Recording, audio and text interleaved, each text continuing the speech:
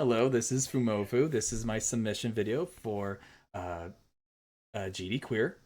This is Gori, Cuddly, Carnage. It is a small indie game that I've absolutely fallen in love with. It has become my latest passion project in speedrunning.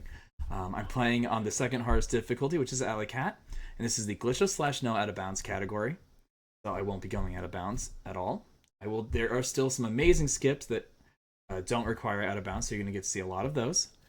The game audio will be turned off. I'm sorry, the dialogue audio will be turned off, and subtitles will be turned off as well because there's an awful lot of profanity in the game, and this gets around that. There will also be a blood filter, so the blood will appear purple instead of red. And hopefully that makes it a bit more family-friendly, marathon-safe, and so on. And apologies, I will do my best not to talk over myself in the first two levels, because I was trying to do commentary as I played, and it wasn't really working. So I kind of gave up on that going into level 3. So let's get started. So this is going to be a submission video for Games Done Queer. I'll just skip ahead of the option settings. Be acceptable for it. Make sure my splits haven't started yet. We're going to be playing on the Alley Cat difficulty, which is the second hardest difficulty in the game.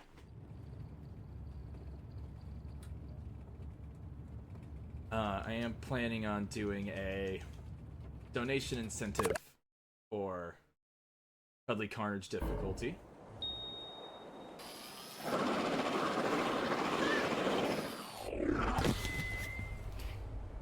Alright, to start off, we don't have boost right away. So, the fastest way to move around is to jump and dash.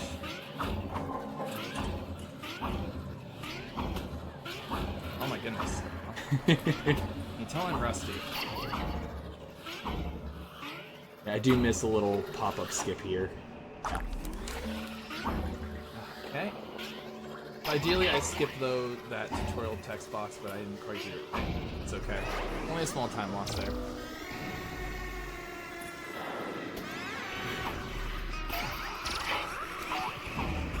And right here, that jump there skipped a tutorial on the help pickups. And we're picking up this key. We're gonna get the key. It's not really possible to finish this without picking up the key, and it's necessary to progress the game.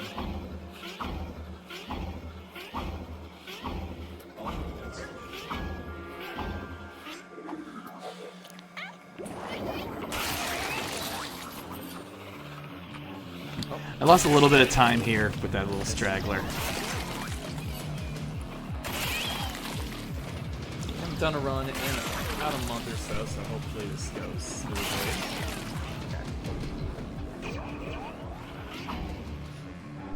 I unfortunately lost my world record videos because I didn't clip them and I only streamed them. Skip thing went away.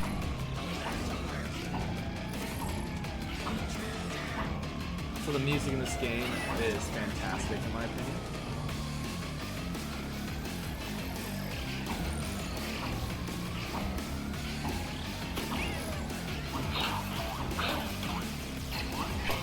As you can see at the beginning here, this has a bit of a lot of cool platforming. The rail system kind of works like Jet Set Radio, if you're familiar with that. Jumping and dashing is still faster, but the boost gives us a lot of extra speed.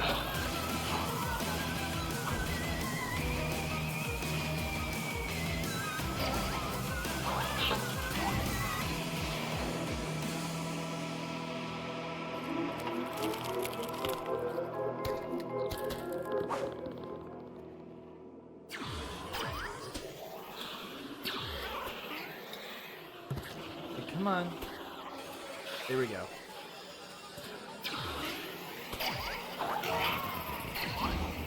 You'll also notice that I spend as little time on the rails as possible. Riding the rails is significantly slower than boosting through the air. So you'll see here, I forgo the rail. I have been playing a game where the camera works differently, so I gotta readjust for that. Yeah, I've been playing Curse of Darkness. Differently. Alright, so we're gonna skip this fight entirely.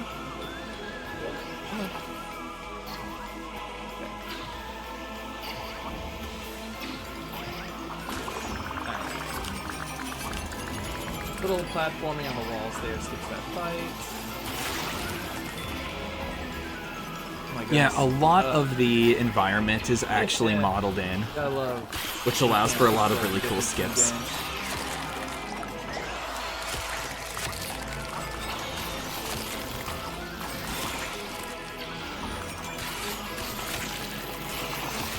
What you're seeing here is the this is me using my boost along with the light attack button. These tutorials are unlocking different abilities, so you'll see that I have a meter in the top right corner. That is my fuel meter, and a lot of this run is managing that fuel. You'll notice that killing enemies and grinding rails will increase the fuel.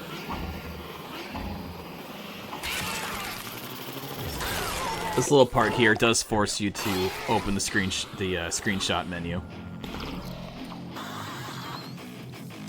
This is one of the longer fights in the game, mostly due to the fact that I don't have the slam wheel yet, which allows me to dispatch these enemies a lot quicker. So you'll see me using my that spin attack with the boost to try to kill these enemies as quickly as possible.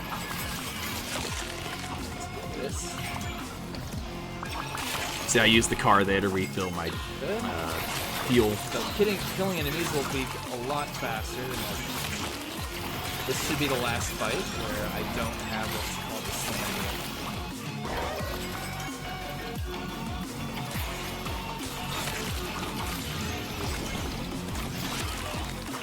This is a common thing you'll see throughout the run, is when I'm low on fuel or in between enemy spawns, I will frequently hop on the rails to refill my fuel. Because like I mentioned, fuel management is a big deal in the run.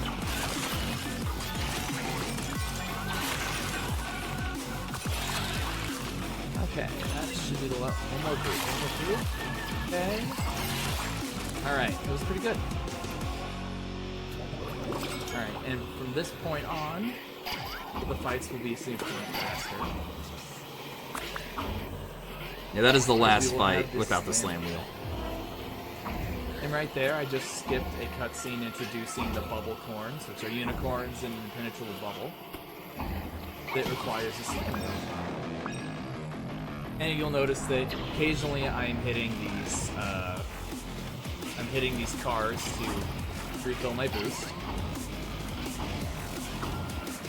And this is a section in the game I would compare it to like Sonic 06 mock segments, where I'm just trying to go as quickly as possible, running away from if those little claws on that bar hit me, it means it'll reset this section of the level. So here's a little skip here. Instead of taking that rail, I just go right through the window. We have a little skip here. We're gonna bounce off of this. Good. So this makes it so we don't have to stop and wait for a rail to appear. This game does a lot of interesting momentum storage. And we're gonna get a few upgrades here. We're gonna get the slam wheel and these shields. And I don't quite remember what the first one even is. I just know I pick it up. Okay, another skip here. Once again, I'm gonna bounce off of this, so we don't have to go through the hassle of breaking down that door. What we're supposed to do there is bonk the big pink heart to open the door.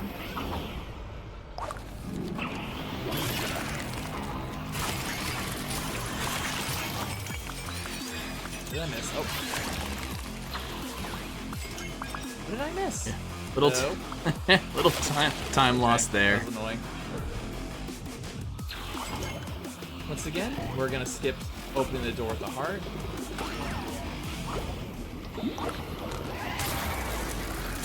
And this is the quickest way of dispatching enemies is the slam wheel. I'm going to be knocking enemies into the air and then quickly dispatching them like that.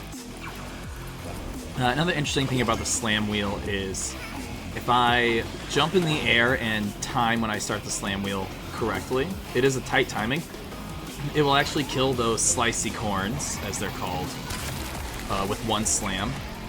and I won't have to jump into the air to slice them to finish them off.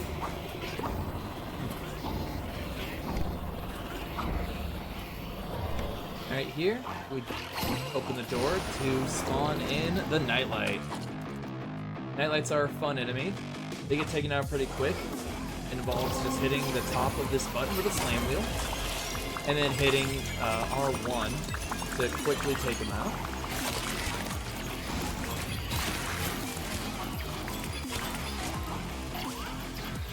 Not there yet. So this first level doesn't have a lot of interesting platforming skips, so it's mostly just optimized fighting. But starting level 2, we'll start seeing a lot of skips. We got the Nightlight again, another Nightlight. That skip a lot of platforming With sections. this trail to go up and take out the shooting horn. And doing it right, the next wave spawns in, so I can quickly dispatch them as well. And you'll see these bubbles around certain enemies. That means I can't hurt them unless I use the slam wheel, or what you'll see later is a grenade launcher, super grenade, can also break them. And I'm not Been better, but it wasn't bad. I'm not 100% sure why. This is a good donation spot, by the way. Right here, where I'm being scanned. This is a good chunk for maybe maybe 1 or 2 donations. Is An a no out of category. bounds category. This game is pretty broken, and it's not too hard to go out of bounds. And that does reduce the game, like the world record, I believe, is in the 40-minute range. I have not played that category. I might in the future, but for marathon's sake, I think for marathon, a no out of bounds category is just a lot more entertaining.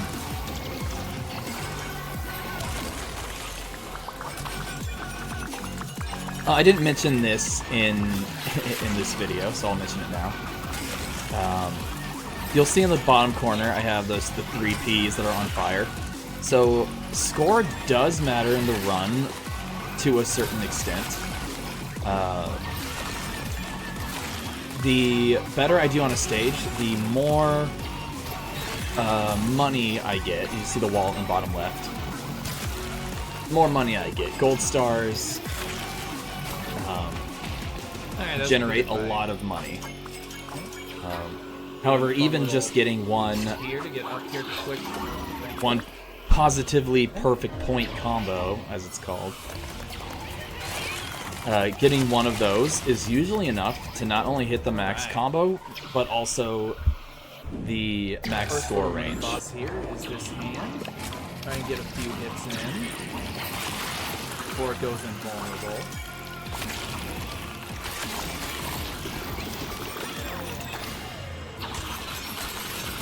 So when I say it's a more arcadey spectacle fighter, there aren't really combos.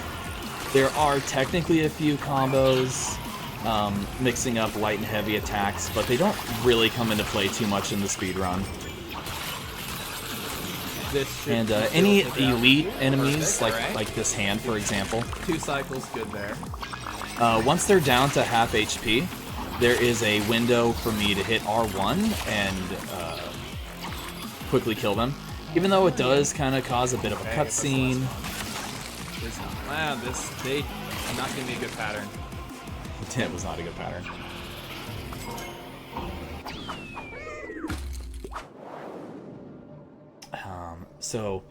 Here's another good donation point for between. Honestly, this entire section is perfect for donations.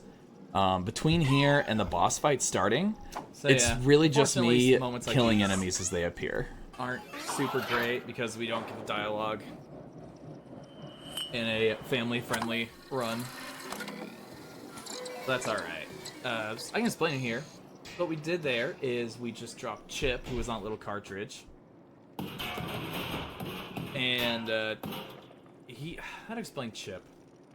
He's essentially a sentient AI that can interact with with our environment and helps us get through things. Yeah, see here, there's a lot of dialogue going on here. We have that Jack in the Box that we saw earlier trying to get into trying to get into the ship. So this entire section is a really great time for donations because there's just going to be a bunch of enemies spawning in as Chip installs himself into this ship. I would compare Chip to, if you're familiar with Hitchhikers, Marvin, the clinically depressed robot. He's a sweet boy, but he's just always sad. Actually, I can go into the lore. So, Gori here is what's called an ultra pet. And these unicorns we're fighting are ultra pets that have been given what the game calls Mother's Gift. And that's what's making them mutate, if you will. Gori did not test well because he was a tad... Do commentary later. Because he... too aggressive, and as you can see, a little valid. And what we're riding here is a hoverboard named Frank. Frank is incredibly foul-mouthed, and because of that, he was recalled as well as Gori was. And what we're doing in the game is trying to find the professor, who is essentially our mother figure, if you will. She invented Gori, she invented all the ultra pets. Okay. So, what just happened there on that rail? There's a setting in the game that I forgot to turn off for this run, but I wasn't willing to waste time to turn it off. So, to ride the rail, there are two things that can happen. Oh, three really. One is I hit R1 and that will latch me onto the rail. If I just jump and land on it, I'll latch on as well. And if I dash towards the rail, I will latch onto it. Put a quick key on my OBS. So things like these where it says, he will fuck you up and swallow you whole, you know. Kind of censor that a bit if necessary. Yeah, I did find a way to put quick keys on so I can just hit a key on my computer and put up the little black... Oh, I did not do well here. Let's try again. Yeah, my intention is to put a little black box over... No big deal. Over where the curse words would appear on screen to avoid them. Missing with the heart isn't too big of a time loss, thankfully. You also notice, whenever I kill one of these elite enemies with one of these finisher attacks, it gives me a full heal and refills my fuel. Open up so we can see his heart. That spinning attack is the highest damage attack.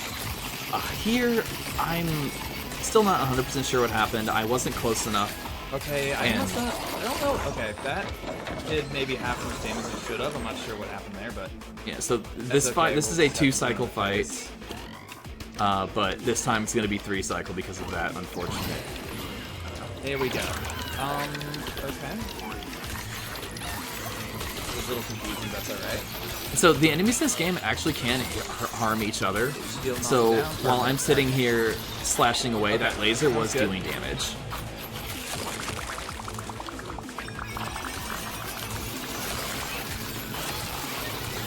And holding the boost, and you know, I'm just gonna mute and talk later. There we go. And that's me muting my mic. That's me giving up on it. So no more talking over. You'll see at this point, as soon as he exposes his heart and closes the box, that's when I hit him with the heart to knock him out of that state. And this is where the fight will typically end, but that first phase had that weird little instance here. I also have to be careful with these hearts because I can hurt these will explode and hurt me.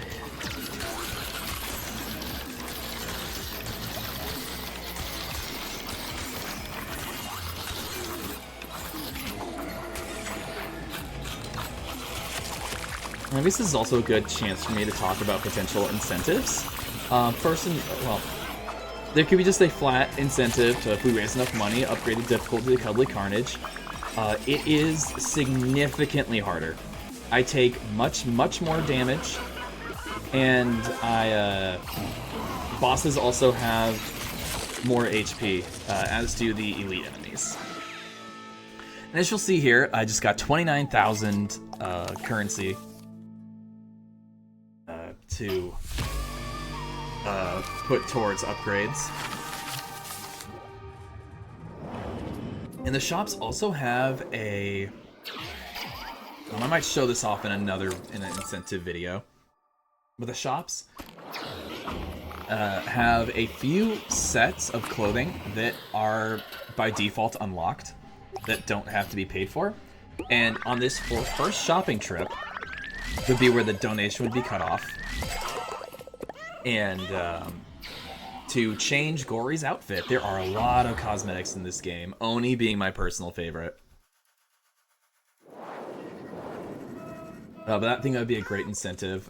It changes Gori's outfit, it changes the way Frank looks. Another great donation incentive here. Before we get level 2, we get this Professor Y message.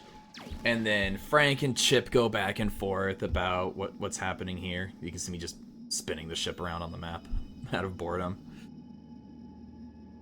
So yeah, great donation. I have to say donation. Great donation reading time. But yeah, cosmetic incentive would be great. Cuddly Carnage incentive. Cuddly Carnage doesn't add too much time to the game, but it does add some time. I'll have to do a run and time that out. There is a 100% category and all gold star category, but that adds a lot of time. I have to get the keys in every stage. I have to do all of the and all of these unicorn saving. That happens by mini games like score attack, time attacks, things of that nature. All right. As you can see here, a fun little thing about Frank, because Frank is a toy, there is a profanity filter, so Frank can't curse, but every other character in the game can. So you have to avoid that. But fun fact, you can spend money in-game to turn that profanity filter off. Alright, so here's the first platforming skip. I'm going to land on top of this billboard here, jump to this corner.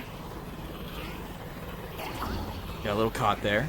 And then jump up here. Typically I have to go around, grind a few rails. That saves about 20 seconds.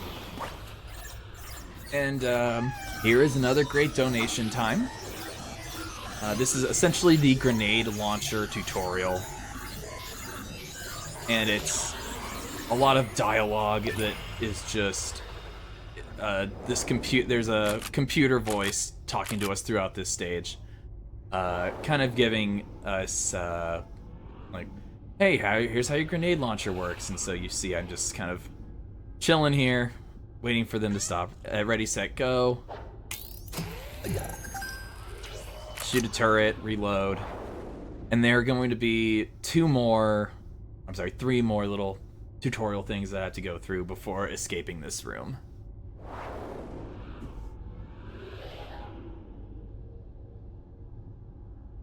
And yeah, it's very quiet with there is no music playing in this section. It's very dialogue dependent. Got to reload there. This is the super grenade shot, and there is a little bit of aim assist in this game, so if I'm aiming at an enemy or a target of some kind, and I'm close, when I pull up the, as you'll see here, like every time I hit the left trigger to pull up the grenade launcher, it snaps to the closest target as long as I'm close enough. So a lot of the time I'm shooting, I will be lining up Gori in the camera, and then just quick flicking left trigger, right trigger. Alright, and this is the end of the tutorial, but then the computer says, no, we don't want you to leave. And I have to shoot the big eyeball back here. And we get a preview of the boss.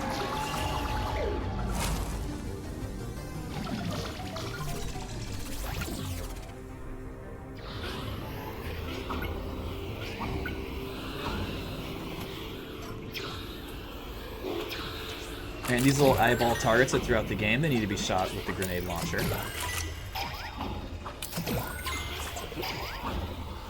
So this level has a lot of quick platforming mixed in with having to shoot these eyeball targets.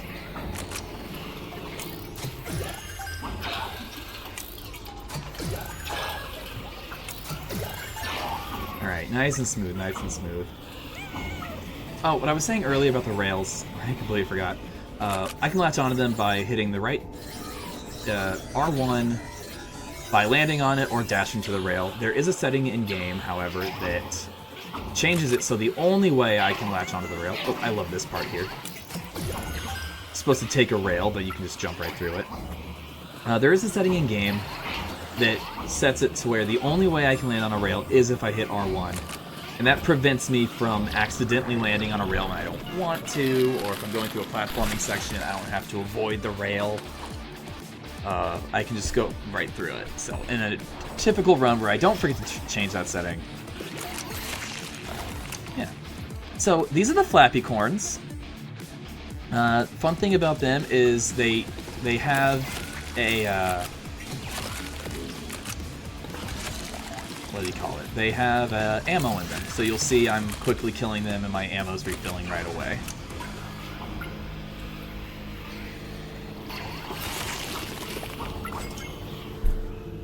And Stage 2 has a lot of these longer fights. These are arcade-style fights where it's like, okay, kill these as quickly as possible. So this is where we see a lot of optimized fighting.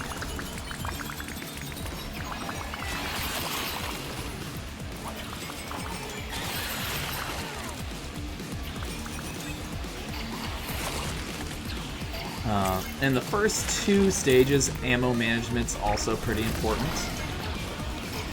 I only start with three max ammo, but I will get up to 4 in level 3 and up to 6 in level 4.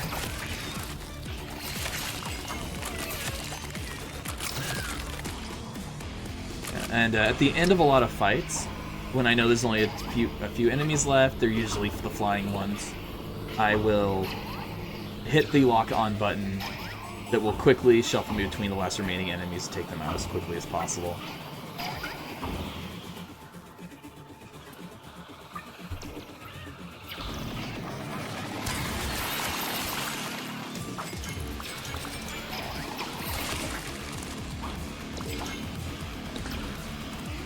And here for a second I forgot that these enemies appear up there.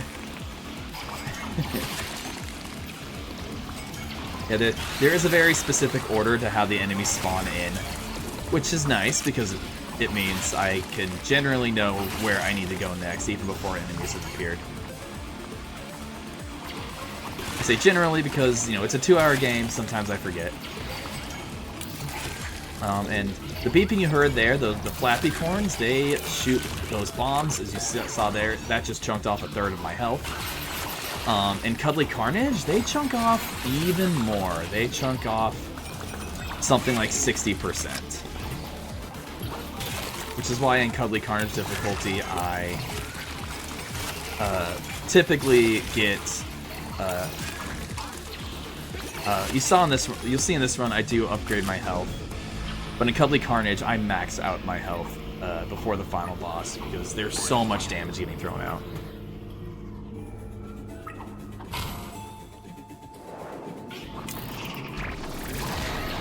Alright, so, fun thing about the Super Shot and the Grenade Launcher. Any enemy that glows pink, like you see this one doing here, can be knocked out of that state by shooting a Super Grenade. Without the Super Grenades, as you saw with the hand in the first time I fought the hands in that first stage, I needed to,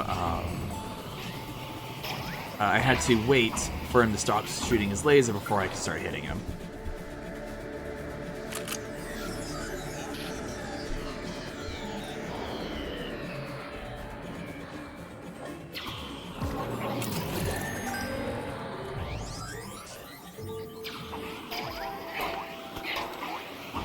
In this part in the dialogue, they reference how difficult the Lion King Super Nintendo Genesis game is. So there's this whole platforming wall riding section to the right here that is slow, and this is faster. So I didn't quite make the jump. There's a very specific part of that shark I have to land on to get enough of a bounce to get up there. Oh, and I mentioned momentum earlier. There's a lot of momentum conservation. So if I bounce off of something and then jump right away, I get a really good. I'll get a much higher bounce, and you see that quite a bit throughout the run. And here, I get stuck for a second, but that's all right. So here I intentionally bait the enemies to come at me in the corner, so I can kill them both pretty much at the same time.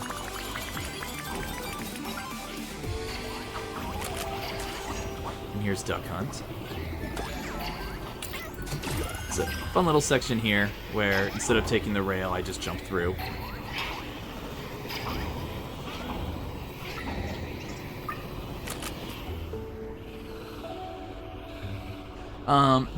Some of these fights, honestly, are, especially in this stage, the longer fights, really good for donations. Really, really good for donations. Only real thing to talk about this fight is you see these big yellow walls on the corner, and there are eyeball switches, as you can see right now.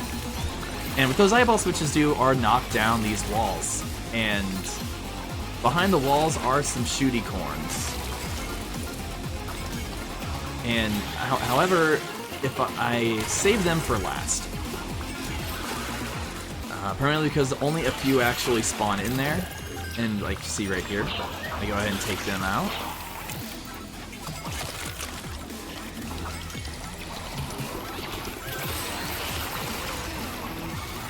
And I don't go after the hand right away because I mentioned the friendly fire earlier. That hand, the lasers on that hand are incredibly powerful in taking out other enemies. So if I kind of lure him to shoot in specific spots, they'll kill a lot of the other unicorns. So I don't have to. And it saves me a little bit of boost because shooting the super grenades does cost 30 fuel.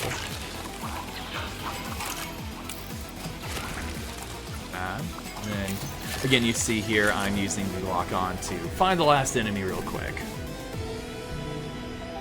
And that was a pretty good fight. I think I actually get a gold split on this stage, on this run, which is pretty hype.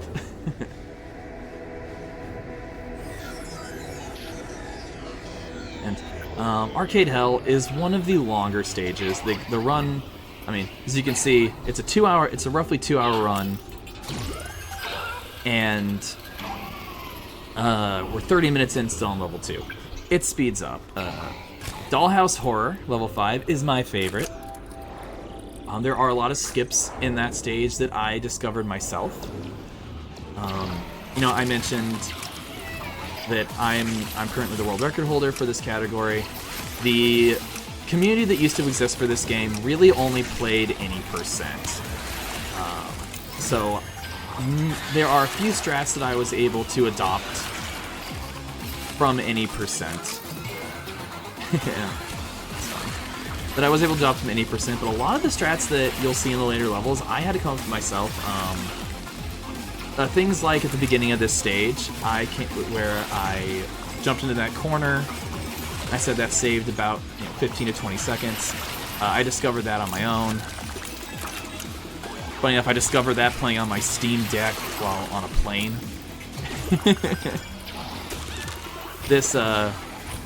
While Bloodstained will always be, my first speedrunning baby, Gori, Cuddly, Carnage, this is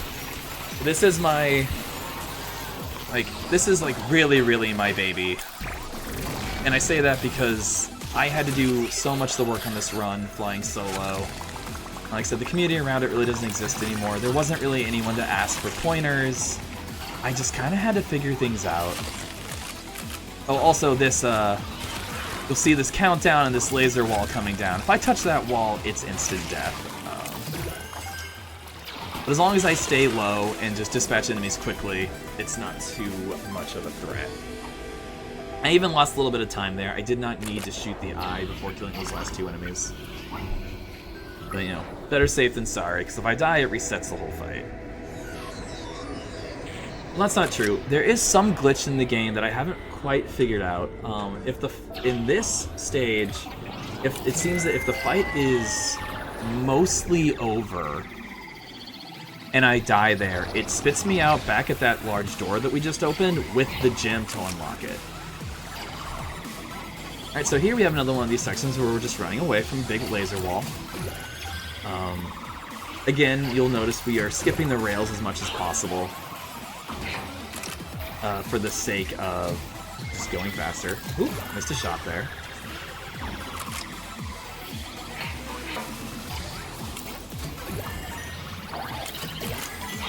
And here, I don't actually have to land on this platform. As long as I shoot that last eye, I can fall.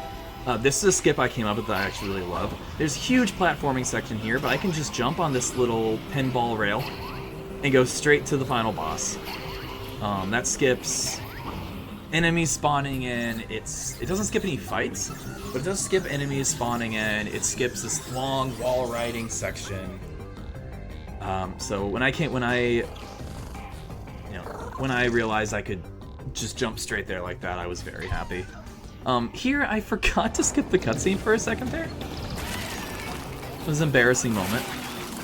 Oh, this one. Alright, so, yeah, oh, I forgot to mention this. I was talking about incentives. So, that first shopping trip, you'll notice what I put all of my money in for that first shopping trip was fuel. One, fuel is just great. But the big thing here is having 200% fuel speeds this fight up significantly. Since I only have 3 ammo, I have to make a count, and using the super grenades does a little more than double damage to this boss. And the only way for me to hit it is shooting its eye. So, here I have to shoot 4 eyeballs on this boss. Oh, I actually did really well in this boss fight. Alright. So shoot 4 eyeballs, hit this rail, break off this arm, and breaking that arm is a potential crash point. My best guess as to what happens is if, on these boss fights, if Gori is hit by something, or a hitbox for something gets in the way of one of those, like, little cutscenes there, that there's some overflow issue that occurs that makes the game crash. So, typically, if I make sure there aren't any enemies around me, it is pretty safe. You'll also notice here that I'm taking advantage of the flappy corn spawning to refill my ammo. Here I had to wait for a second. So here, I took a risk here. There were a lot of flappy corns. I was a little worried that make the game crash, but I wanted to go fast. And I take out those flappy corns again to refill my ammo. Alright, no crash. See, I'm very happy about the no crash. And alright, here we are. So, unfortunately, the recharge phases, it took just a little too long. Normally, this last shot takes VC. He's got just like 1 pixel of health left, so lost about 2 seconds to that. Not bad, no crash. That's what matters. I say it like I'm disappointed, but look at that gold split. So that's level 2, and let's see, Happy Factory of Doom. This is where we do see a handful of more significant skips, including a cutscene skip. Oh, you'll notice for the rest of the run. So I play on controller, but that menu is very slow. You have to the ship has to travel all the way to the stage for me to be able to select it. So I hold my controller with my left hand, mashing these start stage buttons, and clicking on the stage to get there as quickly as possible. And here, as you can see, we're skipping some of these. Oh, that was sad. So if I land on top of that sign, I can double jump and make a cross here. But as I mentioned the momentum earlier, so what we had right there was I hit that little lip there, which popped me up into the air, and timing a jump precisely gave me a lot of height to be able to get up there without having to shoot that eyeball platform. And for plot things, this is the Happy Toys trademark factory. This skip I like a lot here. It's just goes far along without having to execute the rail. And oh, here we go. This skip here, where I am supposed to shoot a bunch of eyeball platforms to get up to the corner I'm about to jump to here. That's slow, and I did a little bump. I call them bounces, so I'll just keep referring to those bounces from this point on. I did a bounce on one of those little wires to send me up into the right-hand corner, jumped into the closed-off pipe, and then from there to the open one. This part here, Chip is saying, "Hey, be careful! Don't make any noise." That loud clang of that grate falling down cracks me up every time. All right, so this is a slimy corn. Ew. I don't actually have to fight him right now. So here, I jump here, jump off the rail, land on top of that billboard, and perfect. Wall rides are also slow, so if I can avoid them.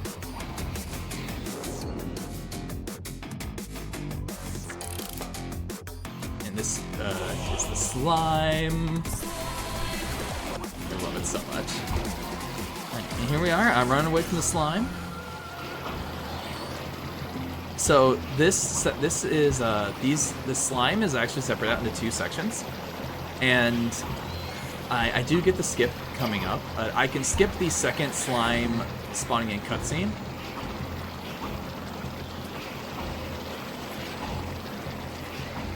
And it does make you realize how quiet the music is here without the sputtering noises from all the slime. Here's a good example of me doing these quick shots to open the door. And rail appears here. Rails are slow, we're just gonna hop right over it. Another quick shot here. And here, the cutscene's trigger is actually just a little bit under the pipe. So if I get a dash right when I exit that pipe, then I skip the cutscene. And it feels unnaturally quiet in here because of it. So yeah, there's another cutscene of a unicorn hitting a lever to make the slime appear.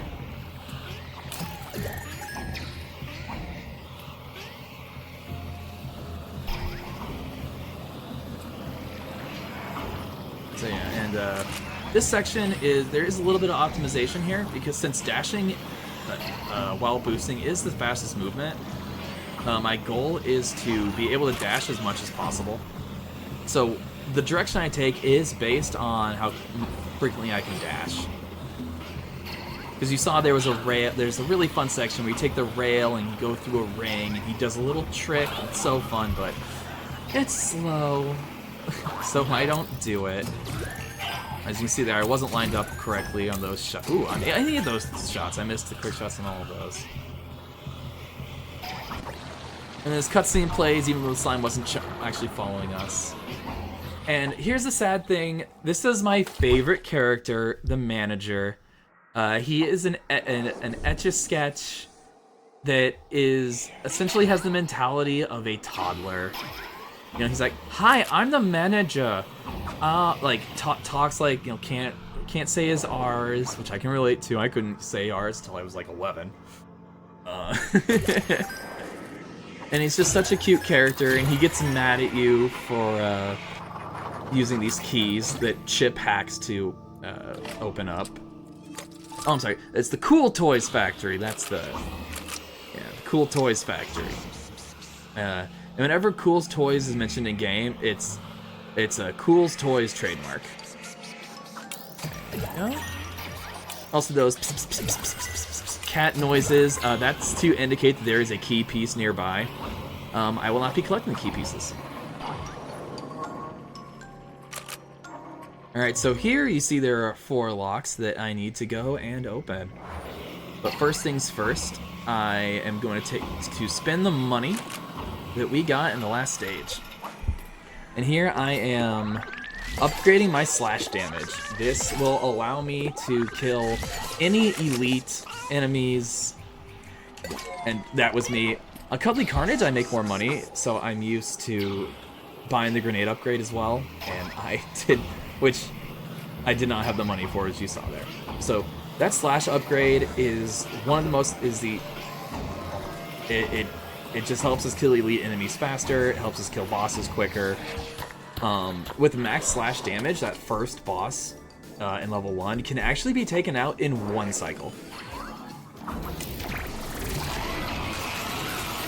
Alright, so, fun fact on these guys, I do use a super grenade just because of the damage output, but since you'll notice they aren't glowing, and since they're not glowing, they can actually be taken down with a slam wheel or even a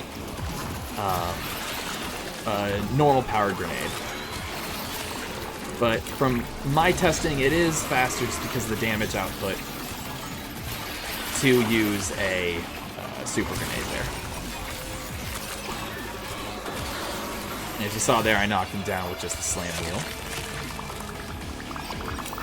Oh, and the slimy corns. I need to mention how I dispatch them. For the slimy corns, more often than not, there are some exceptions depending on the current state of the fight. More often than not, what I do is I shoot a super grenade and then 1 slam wheel hit, and that takes them out. All right, so here, there's a fork in the road here, and I go right first here for one reason, and that is on the chamber that I end in, which will be the left one in this situation. It spawns in slime that chases me out. And for some reason, and I've even tried turning down the graphic quality, it doesn't change anything. There's lag when in this chamber there is lag when the slime spawns in. So I do this one first to avoid that lag. And here I made a little mistake, rust. I should have waited for both of these flamethrower unicorns to spawn in so I could take them out at the same time. So that's, 4 or 5 second time loss there for that.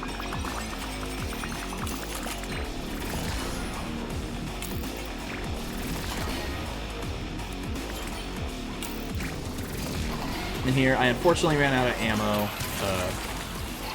Typically,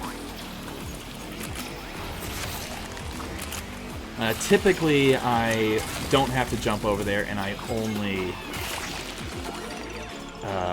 only shoot the super grenades to hit them. Alright, so now I have to shoot these 4 keys, which I stumble a little bit on. I only recently started coming to this room first for the lag reduction, so my brain kind of went to where the keys normally are. Alright, got a good ammo recharge there.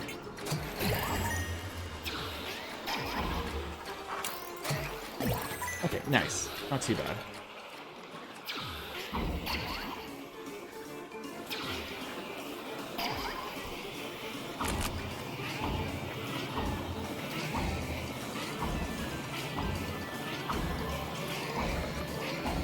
Something I forgot to mention about the flappy corns is if I shoot the flappy corns, if I hit the flappy corns with my light attack, the blades, it will give me another jump and another air dash. So I can theoretically float in the air pretty much forever as long as I keep killing flappy corns.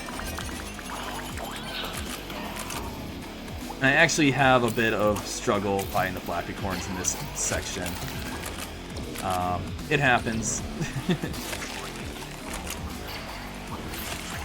As you can see here, I'm getting extra jumps fighting them. Yeah, I fell there. Luckily, falling in the goop doesn't kill me, it just hurts.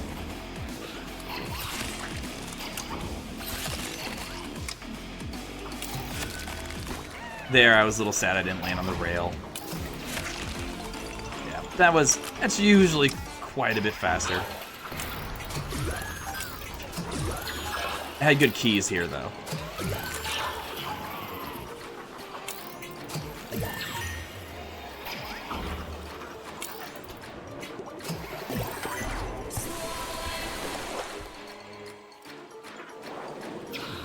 So we run away from the slime.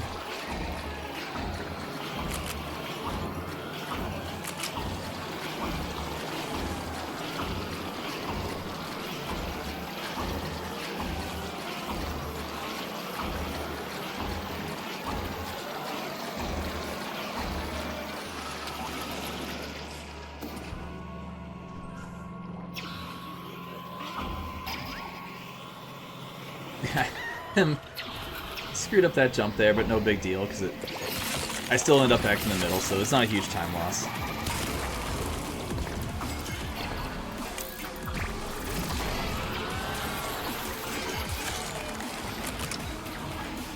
Flappy corns are not cooperating with me in this fight.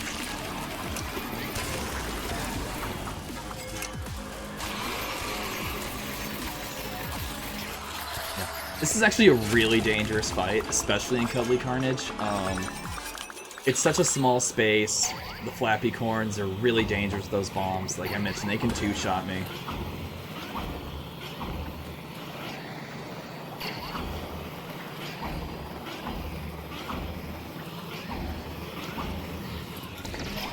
The keys here, if you're curious, put up a little electrical field that will hurt enemies as they walk through it. Sometimes it comes into play, but not too frequently.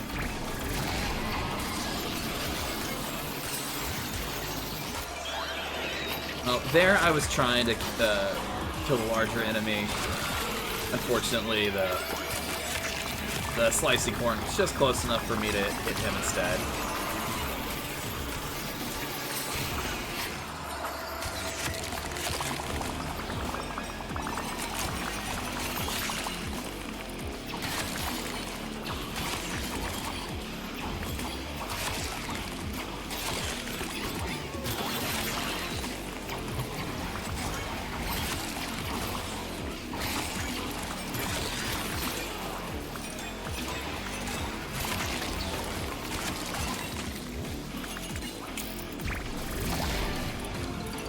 Saved a little bit of time there with the grenade.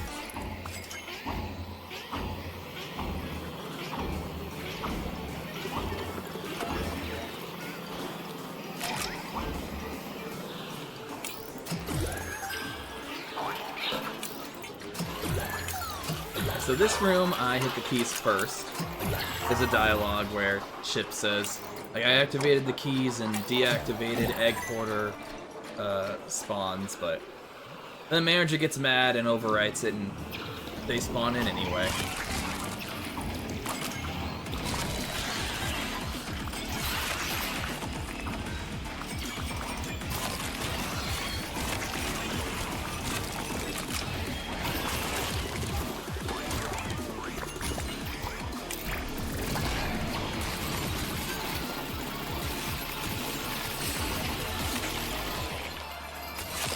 Okay, what you saw there, so this game does have a perfect dodge, similar to Bayonetta, where time slows down, you see my boost goes up when I get them. So there are certain parts of the run where I am very specifically going for them. However, situations like those are just more convenient. I do a little bit more damage in that state. And if I am slicing a larger elite enemy like that, and a slicey corn jumps at me, I can do a perfect dodge to how do I want to phrase it? To let myself do a little bit more damage a little bit faster with the slicing. And there are going to be certain enemies in later stages where I'm very intentionally going for that. Because I don't quite have the damage output to always guarantee a one cycle.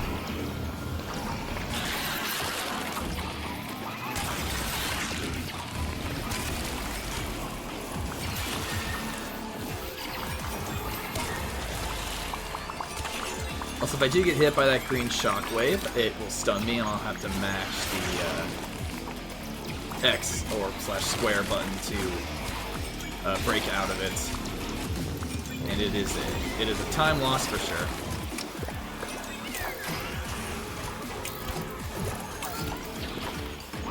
So here you're seeing me shoot the keys during the fight. I did unfortunately do it a little too early, and I had to shoot them all again. That's unfortunate. But yeah, I can save time by shooting them in between enemy spawns.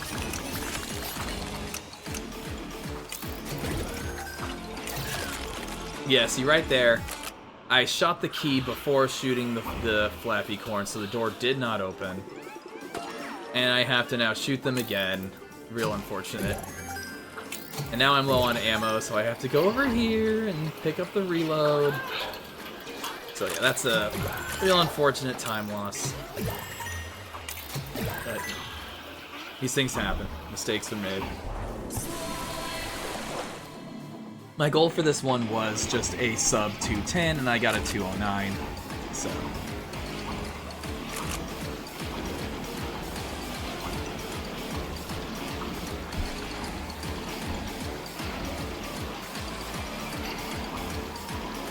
now I think about it,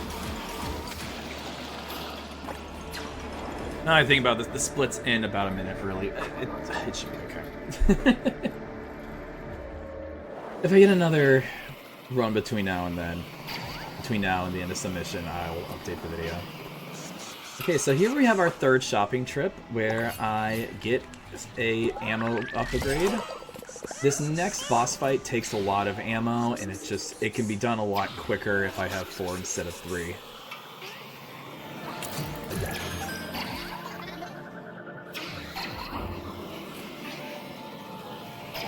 So here I don't get a great bounce, and I do a little bit of cleanup there, but no big deal. Alright, so here we are at the boss of level 3. This ladybug. Oh, that was a mistake. I shot that too early. Oh, and then I missed a shot. So you're gonna see me sandbag here a little bit until the flappy corns appear. So the idea here is I shoot the sign, take out a flappy corn, hit the rail, shoot the key, flappy corn, rinse, repeat until this force field goes down. A little slow on phase 1, admittedly. Then when that goes down, grind on his back. And now the manager spawns in some enemies that we have to take out. Specifically, I know it just showed it on screen, but I'm forgetting the name of the upgraded shooty corn with the flamethrower. So this is dangerous because there are so many flappy corns trying to... I mean, you can see here I'm taking a lot of hits. But yeah, because this phase ends as soon as that upgraded shooty corn is dead. And here I got confused and I was waiting for this to turn red. I'm like, wait, no, it turns red after I shoot them. And oh, I missed another shot. Dang. Okay. But no big deal, the flappy corns are already there. So ideally here, so Gori does lock onto the flappy corns in the air. And that lock-on range is a little bit bigger if I'm using the boost, like the helicopter move in the air. And that helicopter move also makes me go down quicker, so here I shoot the sign as the ladybug launches. I didn't quite make it under the wing, and I barely don't get a 1 cycle here. Tragic, 1 hit away. But the spinning attack does make Gori fall considerably faster. So what I'm doing in that first cycle is using that spin attack to lock onto the flappy corns and then continue it to fall onto the rail.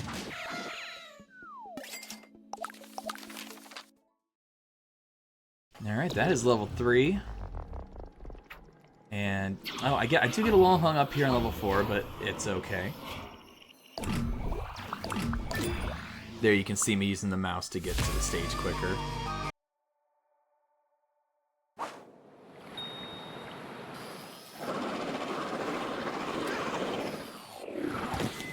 So ideally here, if I get a perfect bounce, which is very difficult, and I'm not sure if it's staying perfect, but it certainly feels like it. Oh yeah, made much mistakes there, but if I get a sub-perfect bounce, and I land up on this lip over here, yeah, I really got stuck on here. Okay, and then, so what you're seeing there with those jellyfish is, if I jump right after I bounce, then I will get a bit of a super jump. So instead of so it allows me to, ooh, didn't get it there. It allows me to skip some of these. Alright, and here is where in the run, as I said there, I typically run to the restroom, because this is a cutscene perfect for donations. And you saw there with that rail is, if I jump off a rail while boosting at the right, when the rail's at a certain angle, I can get launched very high into the air. If I hit it perfectly, I don't have to do that wall ride. And I do hit it perfectly the second time around. I'll actually be right back. I'm going to take this opportunity to use the restroom myself.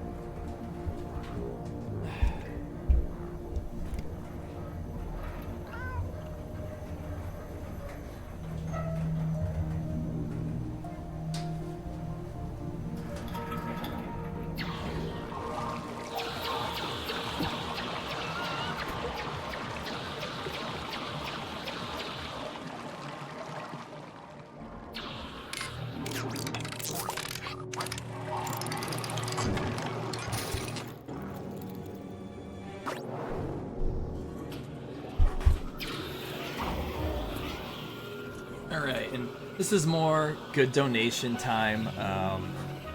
Here there's this whole conversation where we meet Goldfin. Or I suppose I could actually just kind of give the rundown of who Goldfin is. And actually, so there's this pretty large goldfish who is in the water over here. You can see him briefly there. And he's kind of monologuing a bit. He's Goldfin. He is also an ultra pet. He is a goldfish that can't die, and he thinks he's human. He doesn't realize he's an ultra pet, and he's trying to collect us, both Gori and Frank. And there is a little thing here that we, just because of going through this area quickly. Oh, you kind of see him, the little squid there. He's a big squid. His name is Wolfgang. And there's a little cutscene if we stay in that tube. Like, this is Wolfgang trying to hit us here. There's a little cutscene that's like, Wolfgang! And part of me feels like it could be a fun incentive, like, say hi to Wolfgang. It would probably have to be a low cost incentive, since it's like about halfway through the run. But that might just be me being silly. Alright, and here we have a lot of underwater movement. So the grenade launcher doesn't work underwater. So to shoot that eye and open the door, I did not need to go take that key. I have to take that bath plug and drain the water. Alright, here I hit the jump off the rail perfectly. You see it really launches me up there. And I can skip that wall ride. I did a lot of playing around and timing different routes, and I'm 99% sure Nice quick shot here. 99% sure that's the fastest route, is to take that rail.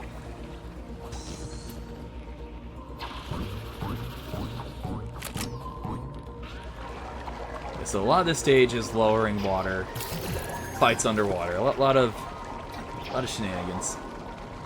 This is probably so depending on, it's possible for me to fall out of bounds there where I have to reload the checkpoint.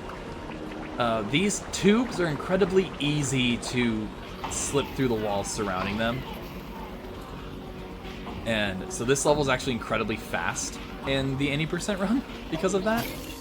The second we get to these tubes, we just flip right out of bounds and go straight to the boss. Made a mistake here. I did fix it fairly quickly. I'm supposed to just jump straight to this section. As you see, I had to hit that little oxygen generator to make that eye shootable to open the door. Typically when I go through that there, I just jump straight through the tube, hit it, and then keep going. But bit of a brain fart, and then I had to, what was honestly a decent backup.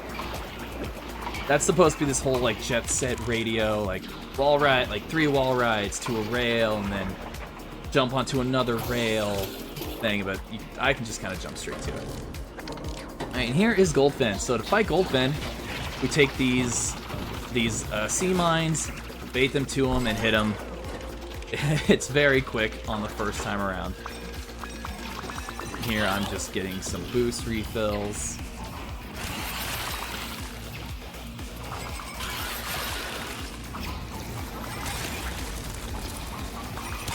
Ooh, here I get some, like I mentioned, if I time the slam wheel perfectly in the air, it does result in, what do you call it? It does result in the slicey corns dying right away. Oh, and so these purple guys that are generating shields, they are sea corns. They are frustrating. We actually skipped their introduction cutscene because of how quickly we beat Goldfin and drained the water. Good bomb dodge there, good bomb dodge. As you can see here, like I mentioned, meter management. I had, fumbling with the controller. You know, that meter management, I used every last bit of boost that I had to take out that flamethrower unicorn and get a full refill right after running out. It's actually really good. This is a pretty good fight. And some doors in this game will open even if you haven't done the fight. These doors do not. I tried. I could slip out of bounds and go around the doors incredibly easily, but not this category. I meticulously went through every fight that locks me into a room in this game to see if I can just break through it or not. And so I can almost guarantee if you're seeing me do a fight, I can't avoid it without going out of bounds. This is also part of why I really want to get this into a marathon. I want this game to have some eyes on it. Because I would love for this category to get under 2 hours. Right now, I think if I play at my absolute best and tighten up the fights, I think you get to sub 202. Oh, this is a good, yeah, this is nice. Oh, the sea corns. So to take out the sea corns, I either go at them with the slam wheel, or if they're far away, I take them out with the super grenade. And here, again, I got a nice double kill on these. Now we just gotta... Oh, got stuck on the rail. Ran out of ammo, unfortunately. Oh, no, this is a long fight.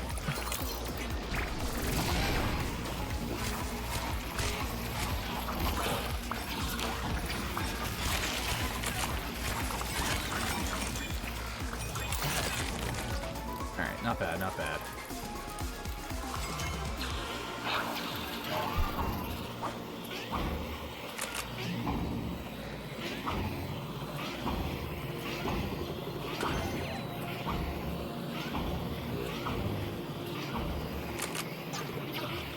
Alright, another shopping trip. We're gonna have one more shopping trip after this. Here we're gonna get the last of our grenades. And we're going to increase our grind level. That makes it so when I wall ride and grind, I will get more boost while I'm doing so. So, this really helps with meter management, and here, this was pretty good. Getting through this wind turbine section in one cycle is really good, so I'm happy I got that.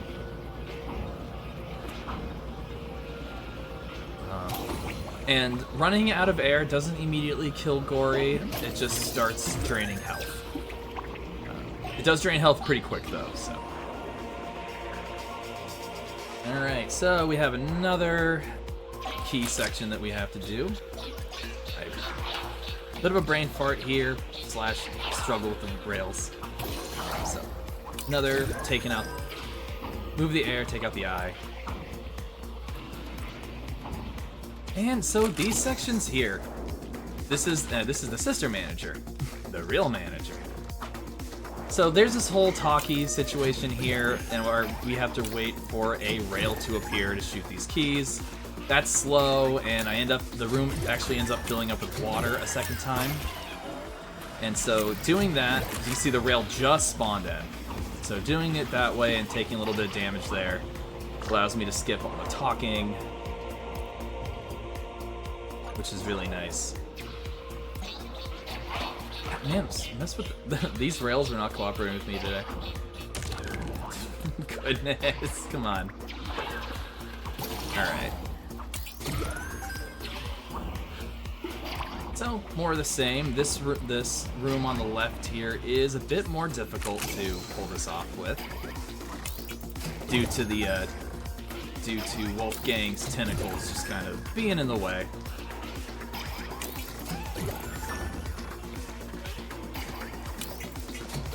As you see, the rail just spawned in as we hit that 4th key. I'm not sure why it takes so long for that rail to spawn in. I don't know if it's a programming error or if it was a conscious decision to leave us locked in for dialogue. I'm not sure. Alright, so here it's another Goldfin fight. And so what we have to do here is shoot these eye platforms to remove these eye buttons to remove his shield. Also, the sea mines thankfully drop health when they're destroyed. So it looked scary with my health, but it wasn't all that bad. All right, water drains, and we fight the Ladybug Jr.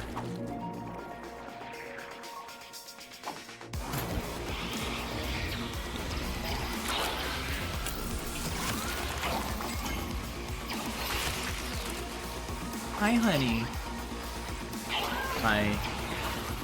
My old kitty is trying to get my attention. Alright, so it's pretty simple. Grind up on his back and just helicopter until he dies.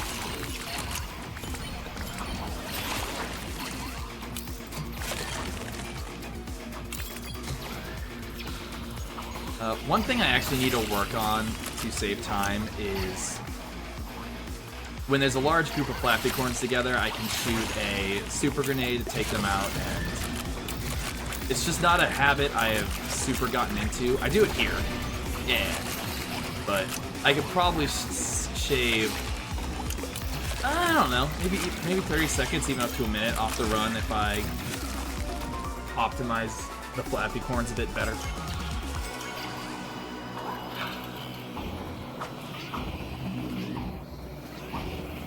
Another reason I want more eyes on this is so I can have more people pushing times down, makes it a little bit more competitive. It's going to make me want to push myself more and more.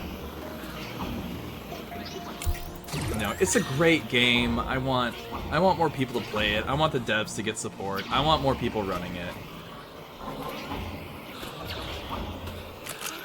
Get stuck on the elephant. Alright, so we're at this level, we're wrapping up here.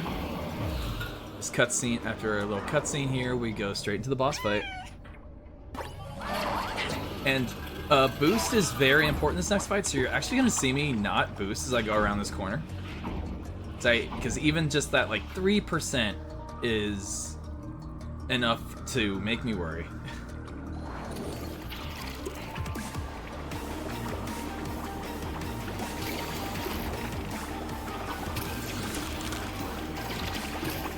So, same thing as before, I lure the mine into him, undo the plug, and I move over to the side here because his arms can block these bullets.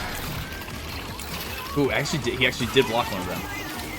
And so here I just helicopter him for a nice one cycle. There's also some camera manipulation here, so flappy corns are meant to spawn in here during this fight, but if I get right up in his face... Okay, got a good one cycle there. Got a one cycle. If I get right up in his face and manipulate the camera a certain way, the flappy corns don't spawn in.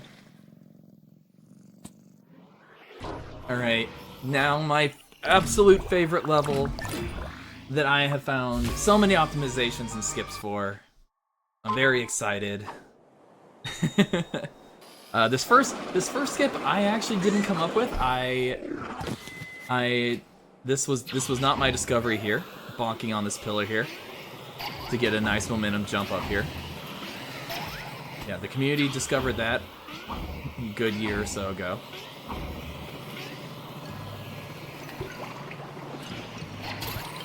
And getting that on the first try allows me to get a really quick shot here.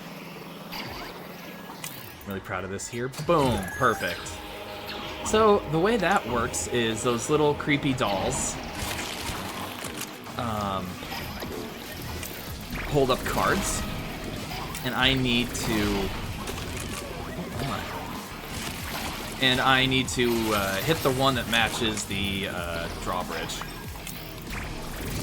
And they are on a that one is on a global cycle, so if I miss that trick even one time, I'm stuck waiting for him to cycle through a few.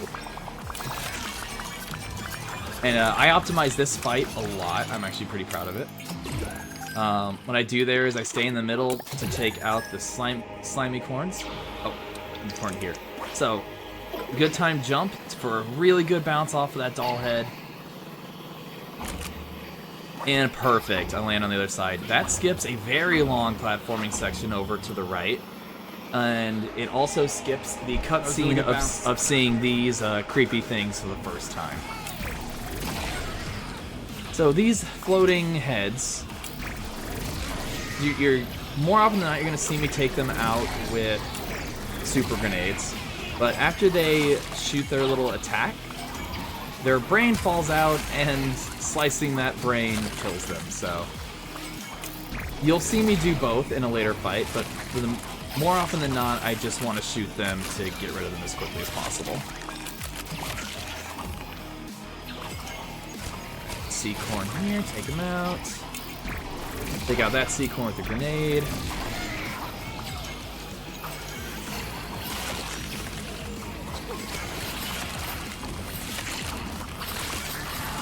See, that's how you're meant to take them out. Yeah, if they put themselves in a convenient spot to where I can just hit them as I go, it's great, but I don't count on it. Short version is this was a really good fight and really good RNG. Oh, I do run out of boost here, unfortunately. But I just hit the rail, get to about 50%, and finish the job. Still a really good fight. So you see here, I have to sit here and wait for the bright card to come out. Unfortunately, in this run, I don't get this very quickly. So there's a whole scripted fight here where I have to fight that house, and I can barely squeeze between the machiculations and this button to jump up there, but I'm just not getting it this run. Rust sucks. And unfortunately, I do end up hitting one of the eyes by accident here. Prompting the cutscene, introducing the house. I can't believe that didn't work that many times in a row. Now I gotta deal with this. Yeah, so now I have to try to get this skip while having a bunch of enemies trying to kill me. But of course, this is where I get it on the next try. Coming here for our final shopping trip, where I finish off this grind stat. And I usually don't get this, but for the sake of safety for Marathon, I will absolutely be increasing my health. And you see there, I didn't quite get the shot to get the card. So this card matches the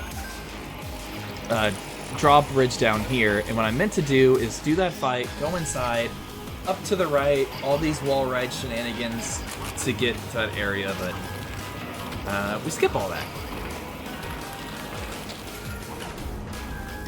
And this, unfortunately, is an unskippable fight. There is an invisible ceiling that prevents me from escaping, so I have to do this fight.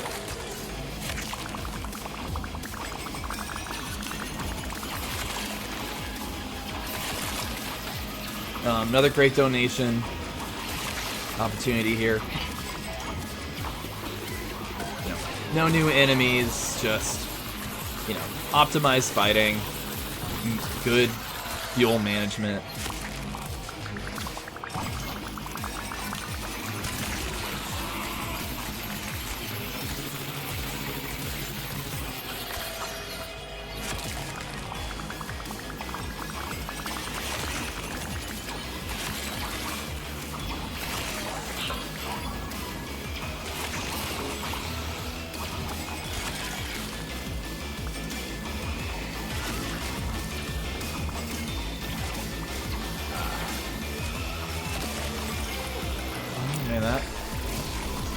Oh, I missed. That was unfortunate. Okay. Oh, that's the other thing the sea corns do. When you get close to them, they try to teleport away, and they make those little bubbles appear, and they are incredibly frustrating, as they will. As getting stuck in those bubbles makes you go slow motion. The whole game slows down. The absolute worst is when I take a hit while in one, because I am just stuck in the I'm getting hit animation in slow motion for multiple seconds. This fight's coming together pretty well, at least. I'm still a little salty. Well, that was actually really good, but I was very much still salty about missing the castle skip so many times in a row. Alright, that was a little messy.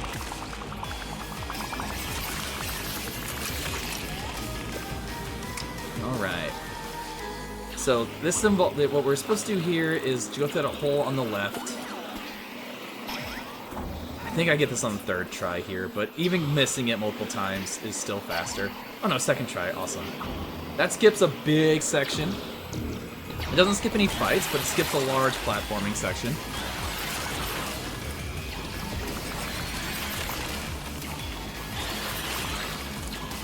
So this is the first time we're actually going to fight the dollhouse. I don't one-cycle it. It doesn't... There's a little bit of RNG on exactly how many frames the castle sticks around after it opens. Which it opens by me hitting these eyeballs that pop out of the ground. So what I try to do is leave some slicey corns to dodge, and you'll see that in the next level, actually. And the big frustration with the doll houses are that after they open and close, they just kind of sit around for a while before they send out another eyeball for you to hit and open them back up. So I either want to open them up right away, or anyway. So here's just a fun little platforming section.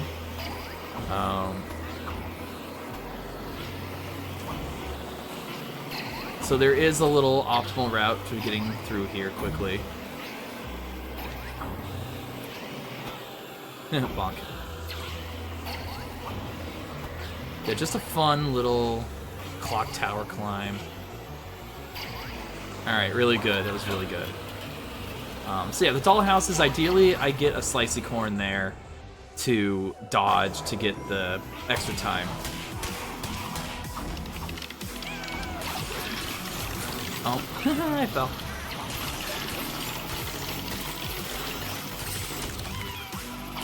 So ideally I get a pretty well telegraphed attack to dodge and get like your witch time. I didn't quite get it. That's all right. You see what I ran when I was low on meter. I shot that doll on the right. Oh goodness. There we go. Shooting the doll head on that. I'm sorry, on the left. Okay, that wasn't great, but that was okay. Refills my meter. Which, one of these things I didn't know until I watched other people doing a speedrun.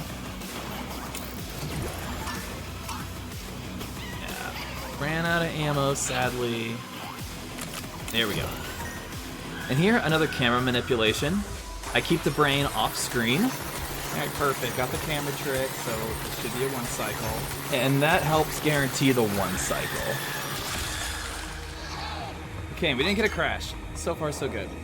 And that fight, it's a low chance. It doesn't happen often, but that fight, right where that cutscene shifts to Gori's moving over, can crash there. I don't know what causes it. You know, a lot of these I chalk up to, okay, if I kill the surrounding enemies, I can avoid the crash. But that one, I'm not sure. Alright, let's see if I can't get it first. Maybe not. Alright, so coming up here is... Oh. What you saw there was sometimes inputs get carried over between levels.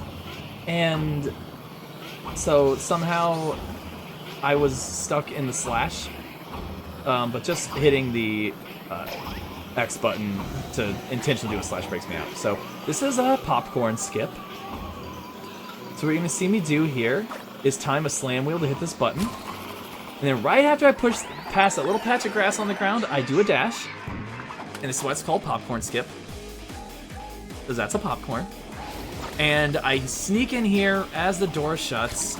And that skips a... First try popcorn skip, let's go. That skips a like 2.5, 3 minute fight to where it's actually worth reloading the beginning of the level to try it even up to 3 times.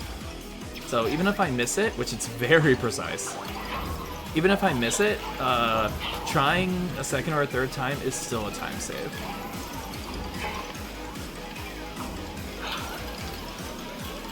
So, you know, creepy clowns, fun stuff. And, yeah, I got stuck on something there. What? There we go. That was odd. Here I get turned around a little bit. And here we have a big creepy clown, because of course there had to be one. So shoot him with super grenade, shoot him in the back, and then helicopter. And here is what I call the climb. Alright, let's see if I still got the climb down. I think I So, this is a auto-scroller where slime is slowly filling up the room, and I just have to ride a little platform all the way up. That takes forever, so I have initiated this, what I call the climb.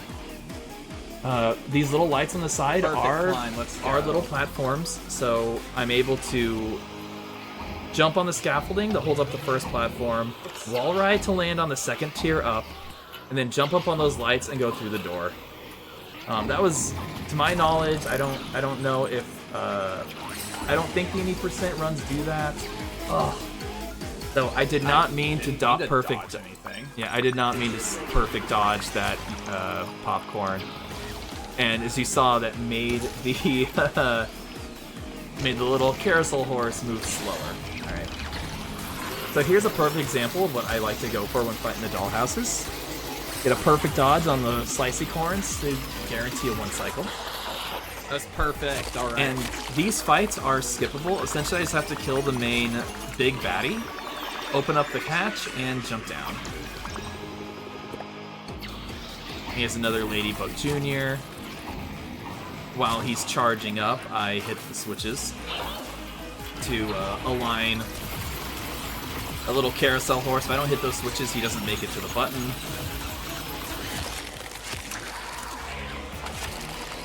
As you can see, the tracks are aligned on the right. So, oh, I got stuck.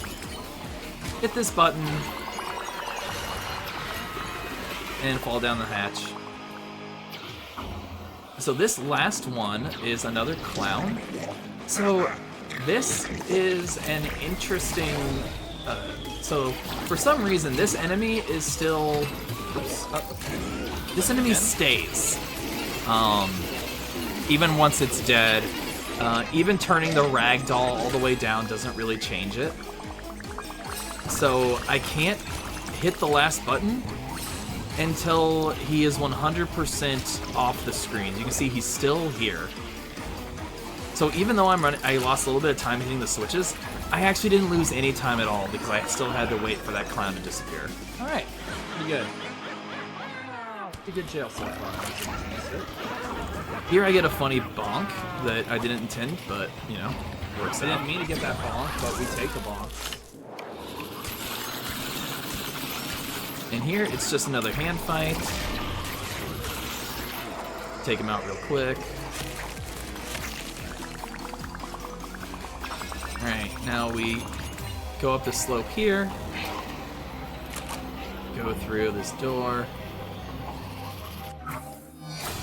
Skip the cutscene. And I'm in itty bitty kitty jail. itty bitty kitty jail. This is a auto scroller. I have tried so many different things to break out of this jail. To my knowledge, I cannot. I could be wrong. Yeah, this is just a big auto scroller. So, donations.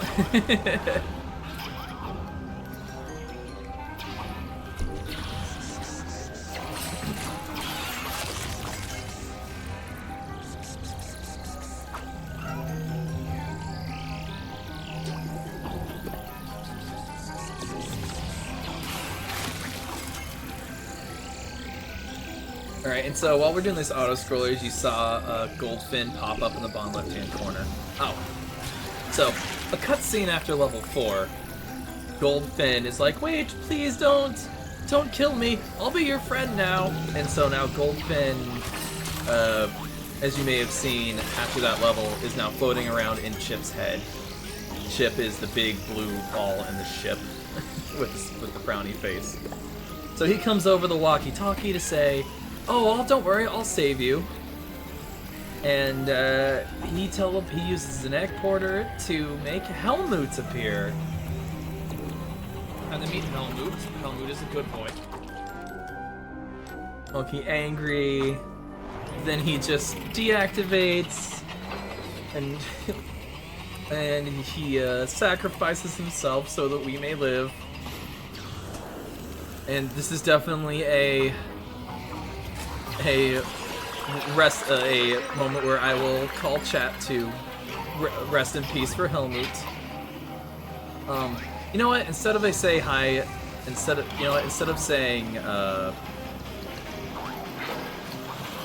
an incentive, I think I would just, for the sake of chat interaction, I would just intentionally trigger the cutscene of in level 4 or Wolfgang and say, okay, everybody, we're saying hi to Wolfgang.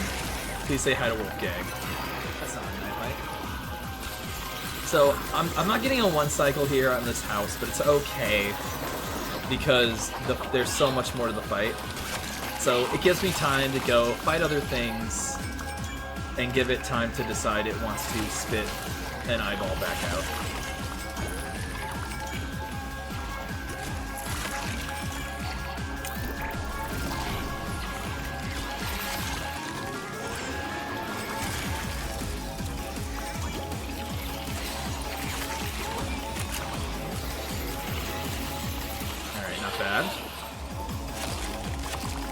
again, almost out of meter. Get the full refill.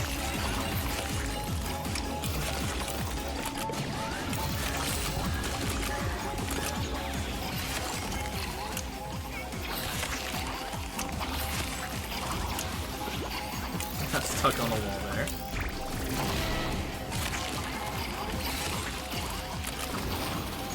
Oh, I got stuck on the wall a few times.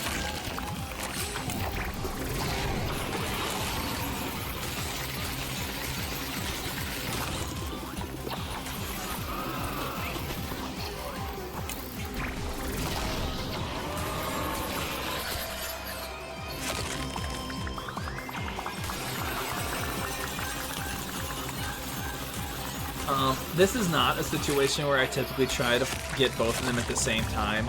They spawn at exact opposite sides of the arena and It's a good fight. at the very tail end of the fight, so if I took the time to try to navigate them around, it really wouldn't work. So, there is, in this specific run, there is unfortunately a soft lock that I had never seen before. Well, two different soft locks I'd never seen before occur. And that's why the run is a 209. Like, I was not on world record pace, but I was on a really good pace in this run.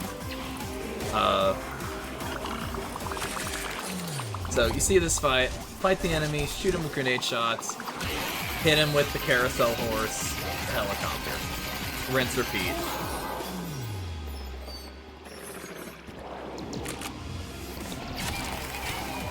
And I believe it's on this phase that... Maybe watching it back. This is my first time watching it back, so maybe I'll be able to see what in the world happens. And potentially make sure it never happens again. Yeah, this is a small indie game, which means, you know, like, there've been a few patches, but still a lot of bugs. Like, all the crashes that I've mentioned have been reported, unfortunately haven't been fixed.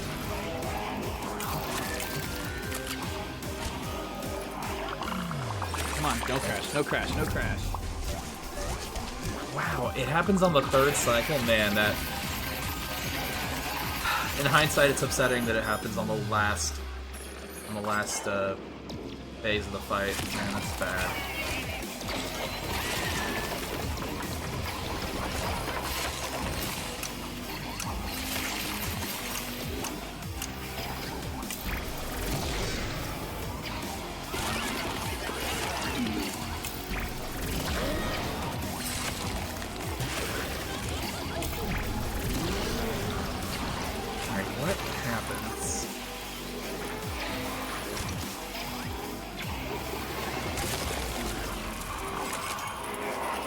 Okay.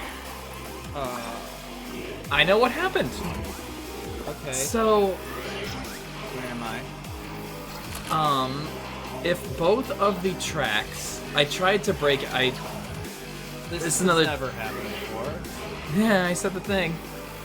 So, if this were to happen in the marathon, I wouldn't didn't waste get a crash, time. but I got whatever that was. So, Okay.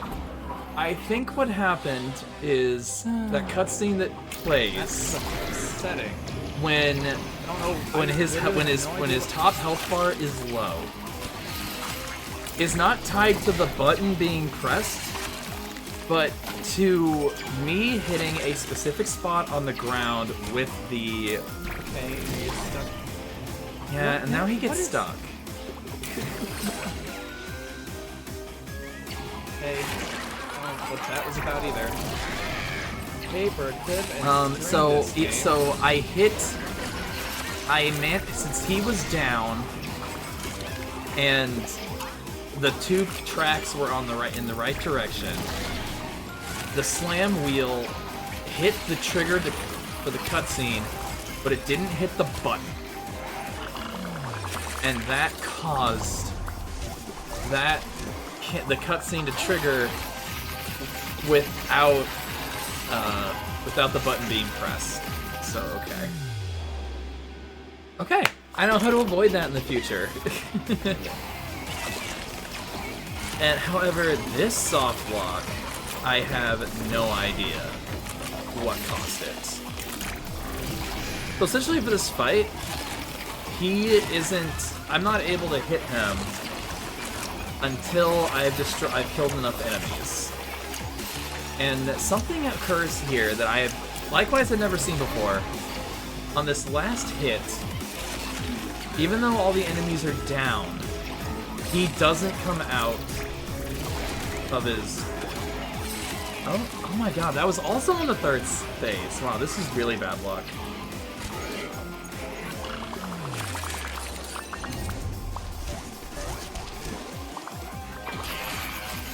Now I'll watch this back and see if I can decipher what happened.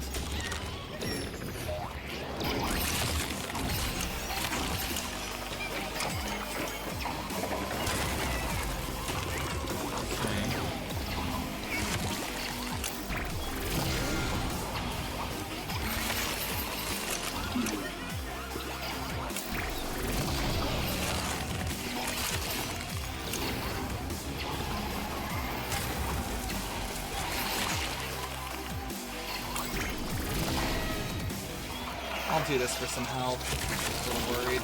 Oh yeah, I didn't mention that. Those stylized kills on the slice on the... Yeah, so here he does not come out of his Jack-in-the-Box. We're doing this again? He should be out and he's not. What is happening? There are no enemies around. So I can't... I tried everything. What in the world? I'm hitting the lock. I tried that. I'm hitting the lock-on button. Nothing's happening. So There's something alive off screen? Man, I'm... even tried resetting it by... This is my submission run. What is going on? I was very upset. There's nothing here. Okay, let's reload again. Guess I'm gonna have to... No, I'm gonna... Goodness. Don't understand what's happening. So I think what I'm going to do is... This is going to be my commentary run. But I will also submit a run of me doing this under the 2:10 mark. Because I'm now realizing every time I pause to reload checkpoint, it's pausing the timer. That time it made sense. Okay. So real time was over 2:10. So this will be my commentary run for the submission, but I will also submit a run that is under my 2:10 estimate. That's what I'll do to remedy that, because I'm already an hour 40 into this commentary. And I'd rather just spend another 2 hours running instead of another 2 hours. It's another 4 hours running and then commentating.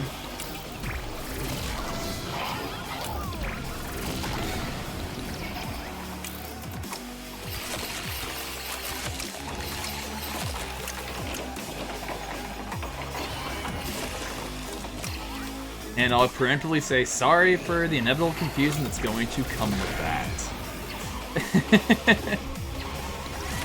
But I will make it as clear as I can in the description.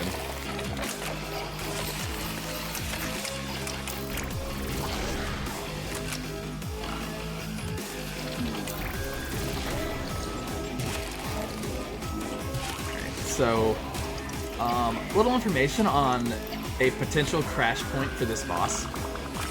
From what I can tell, what causes a crash on this boss is if during that cutscene, Gori is hit by a popcorn, something goes wrong, either a branch is jumped to that is... In the code, either something's getting jumped to the wrong place which causes a crash, or there's some kind of overflow. I'm not sure which. I'd have to physically see the code and dig into it, which I'm not about to start doing.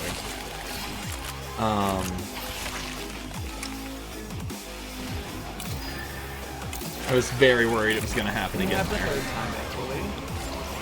So what you'll see me do to try to avoid the crash every time is I take out the popcorns before hitting the boss. Okay. Just keep it Yeah, rolling. that's, That was unfortunate. Yeah, as you can see that. No, because my estimate. This is gonna throw my estimate off. Very upset. That's gonna throw my estimate off. Okay, it's fine.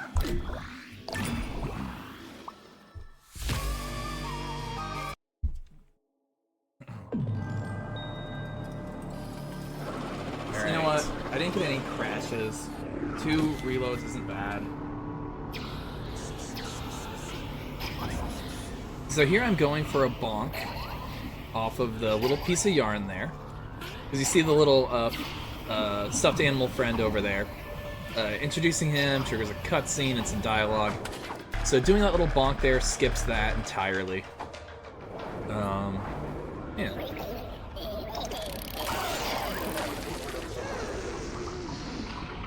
Alright, so here's a skip. It takes me a couple tries, but it's still faster doing it this way. So I go for a bonk off of this wall, double jump into that, and double jump again. Honestly, I could have made it if I had just done it right. I even tried to recover here. Didn't quite work. But it's okay. Getting it first time is faster. Getting it second time is about the same. And then I get it the second time. Alright, that was good. Yeah. Alright, cool. Second try's not bad. Second try's not bad.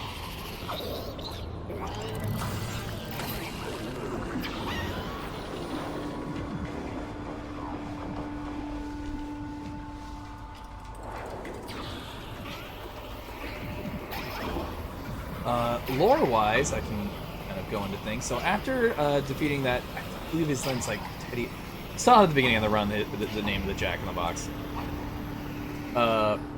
Beating the Jack-in-the-Box triggers a cutscene where Gori gets hurt, and this is we're in Gori's nightmare, hence the name Cuddly Nightmare. And this is where we learn about a lot of the backstory between Gori and the final boss of this game, who is another Ultra Pet. And like Gori and her were actually friends. It's sad. The story in this game, it's beautiful but horribly sad.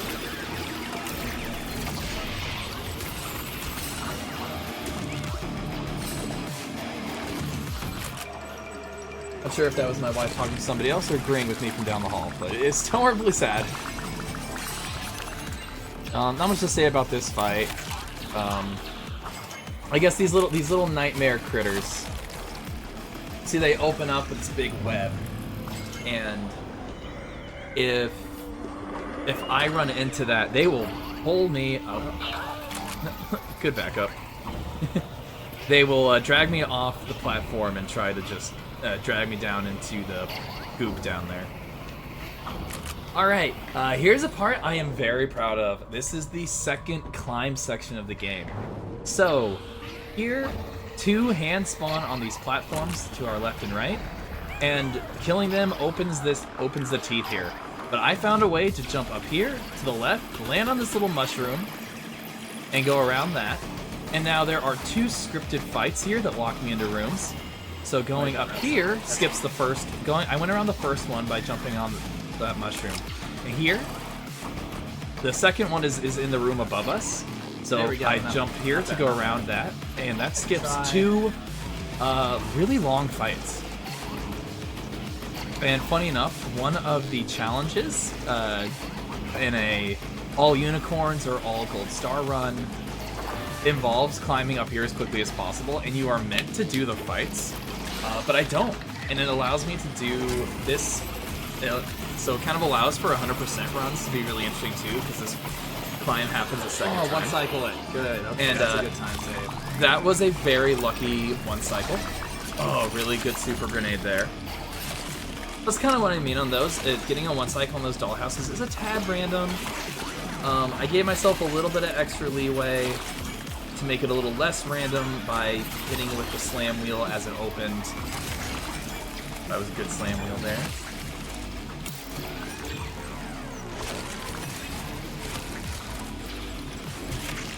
And the popcorns are fun. If they're far away, the quickest way to dispatch them, like you saw there, is by shooting them. But if they are close up, the shield the real first. that you see very little of throughout the run. You saw it in the first level. The shield, you just run into them with the shield up, and they just go boop, and they bonk out of the way and explode.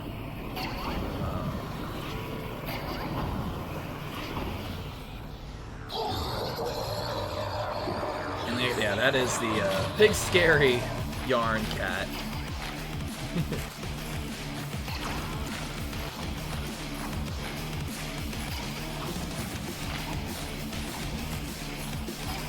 Another runaway section.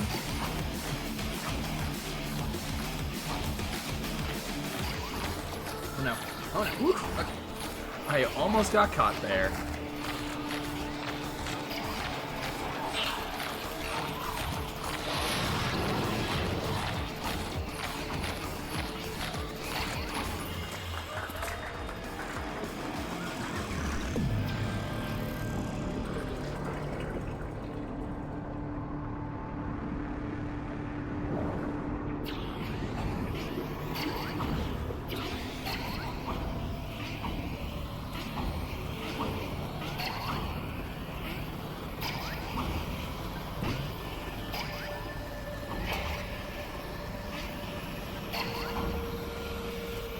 Here, for the life of me, I can't figure out why I'm not bouncing on this thing. It's supposed to be bouncy.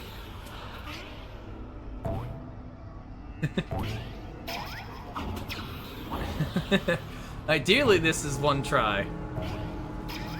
Okay, not bad. It's okay. So here we have a pretty good, long stretch I don't know for why the any planet was donations.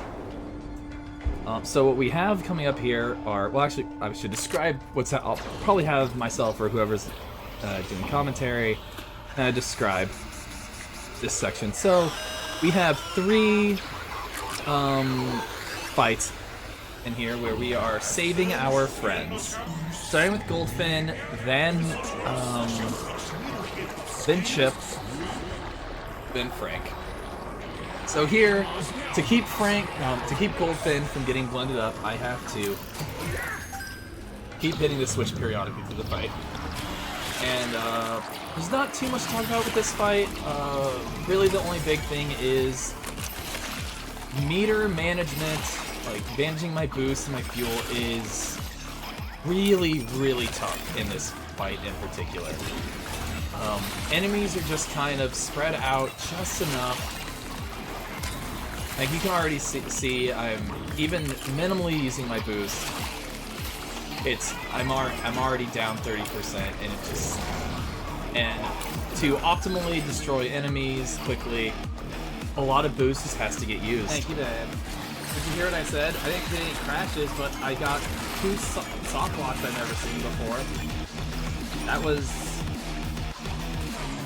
frustrating. Alright, so here the room fills up with water, and I have to take out 2 sea corns. It's very frustrating. I can't use the slam wheel underwater. I mean, I can, but it just goes super slow. And I can't shoot either. So there's a bit of RNG whether or not the little helicopter attack actually kills them or if they get knocked back before getting hit a second time. And here you can see what I'm saying with the enemies being really spread out and being hard to chain everything together without having to spend a lot of boost. You can see here I'm grinding to try to get some boost.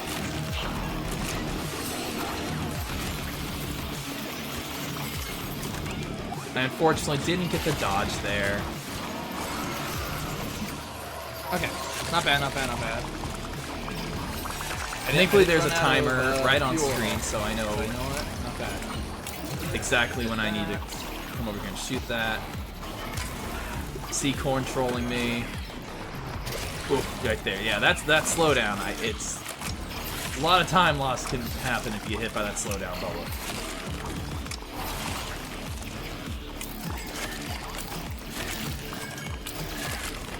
Not bad, not bad, not bad. Let's go, let's go. It was a pretty, honestly, not a bad, it was a pretty good fight.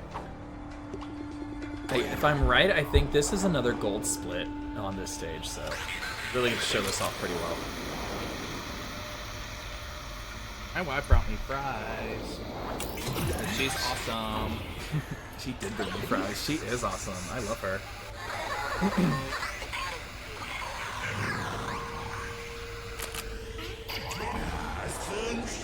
And honestly, I'm trying to rope her into commentary because she has played this game, and I can just kind of run her through some things. Like, she's not a speedrunner. I tried to get her to speedrun It Takes Two after playing it. She said maybe, but I think it'd be fun to have her honest commentary for GDQueer. You know, we can just both be, you know, I don't know how else to say it. Be gay on stream.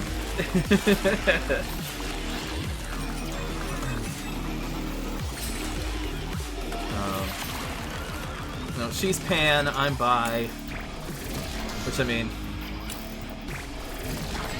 you know, the pansexual marrying a non-binary person. It just all makes sense when it comes down to it.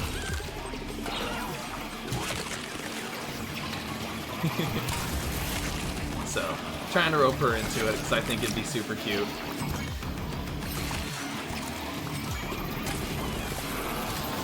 Oh, I'm gonna run out of fuel. That's not good.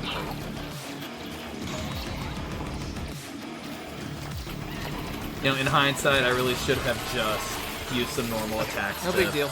finish him off, instead of going back for more fuel. But only a few second time loss.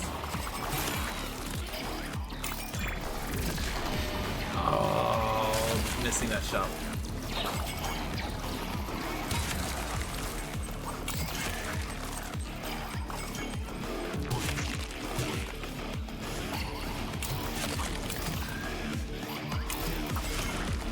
Alright, good shot, good shot, good shot.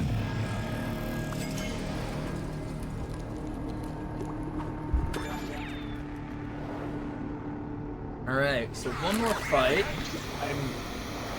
I never actually timed them out, but I feel like the third fight here is the shortest one.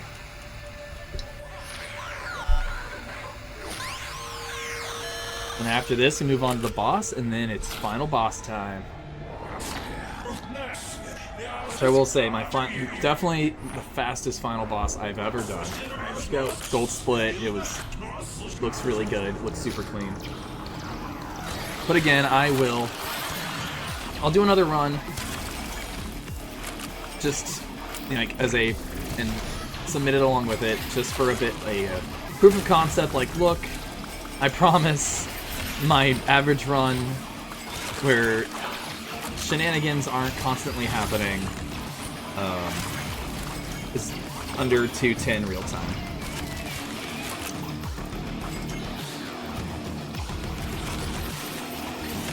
Or I might just increase the estimate to 2:15. I don't know.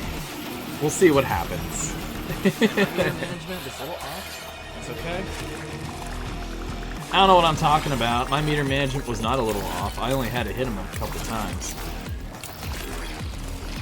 It's a little nightmare critters, just for the sake of not getting grabbed and having to mash out. I try to... It can be safer and sometimes faster. Yes. Got the perfect evade. It's safer and sometimes faster to shoot them instead of getting in their face. This was a really good fight.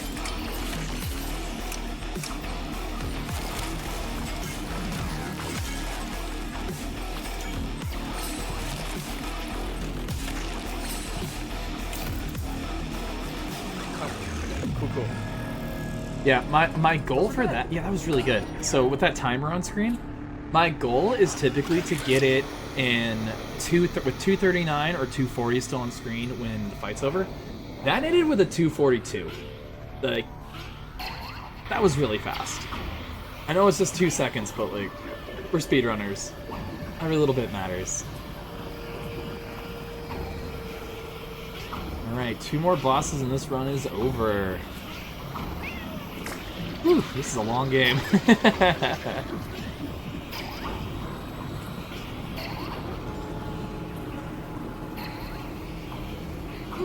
barely made that. And this boss fight went super well.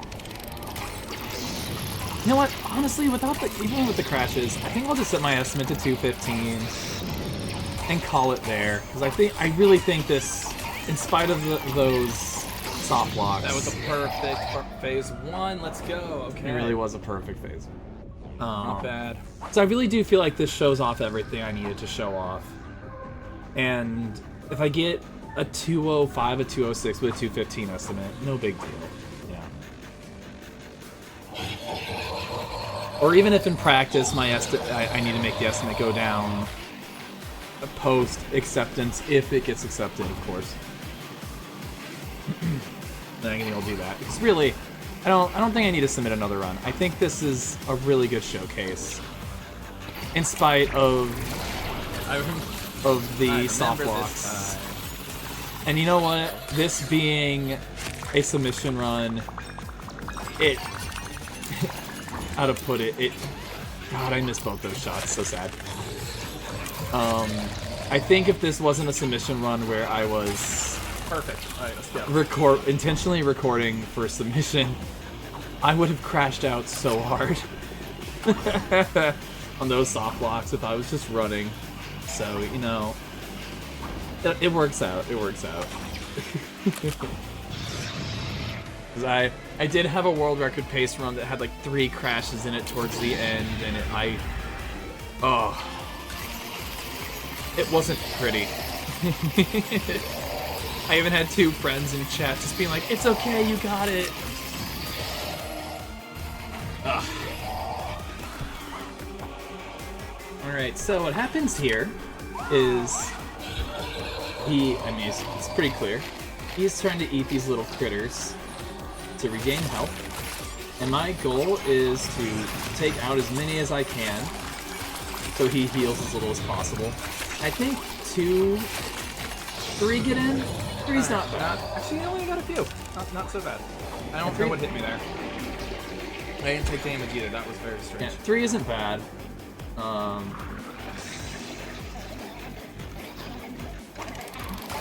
So the next phase of this fight, it's similar, where I'm hitting the little yarn balls. However, they do less damage in this phase, and they are separated out by platforms. So it's longer, it's more precise, but I'm pretty sure I honestly do a pretty good job.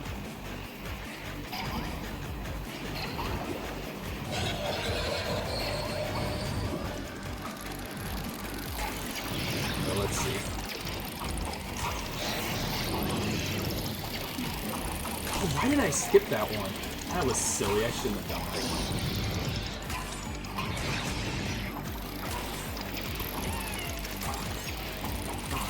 Good. Easy. I made it. Alright. Yeah, actually getting around and hitting all 4 in a row is really hard, and I was pretty happy that I got that. Man, I even managed my boost really well. Oh, too early. This is really good fit. This was really good. Not perfect, Not bad. That was pretty good. really good. Got to. You're gonna see me stick on this billboard 50's good. just a little longer than normal to get my boost up to around 50.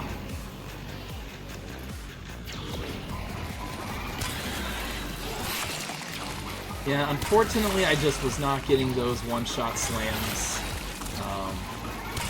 So a little bit of time lost there, but it happens. Like, it's very precise. I don't know why it's so precise, but it just is.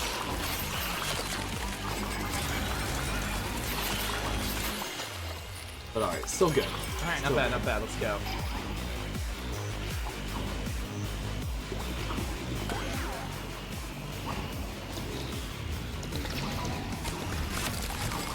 know what? My current pace says 214, and I got a 209. So I really locked in on the end here. So now I'm just running on. So I did not do this fight properly. Okay, not bad, not bad. I think that was rust. Typically what I do there is I bait them all into the middle, and I try to take them all out with one super grenade and one slam wheel. Shoot, this might be a gold split on level 7. It is a gold Really split on good level setup. 7. Alright, so just shoot him in the face one more time. Fall down. Helicopter. Good 7. Good 7. I don't see my split, so I don't know. Yeah, I don't look at my splits while I'm running because I get in my own head. That's a really good split. Yeah, my pace just went down 14 seconds because of that. That little warp that happens there, that happens every time if I go too fast, so. Last level, let's go. Alright. So, final fight. Honestly, the fact that I got popcorn skip first try really does make up for those soft locks. It does. So, when I was first speedrunning this game, and I was fighting this final boss, I did not know, and it, it shows I should have watched other runs first, because I would have learned from that. The way you're supposed to deal damage to this boss, it pulls out these little eyeball tentacle things, you shoot them with the grenade launcher, That was good. and you fight waves of enemies as you go on and on.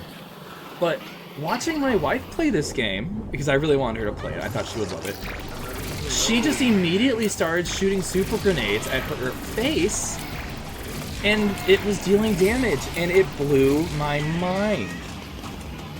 And it speeds up the fight so stinking much. So now, instead of going through the fight normally, I ride the rails, I get the grenade reloads. I do still shoot the little tentacles, just because it's just as much damage as shooting a super grenade at the face. So it's the same amount of damage without using the boost.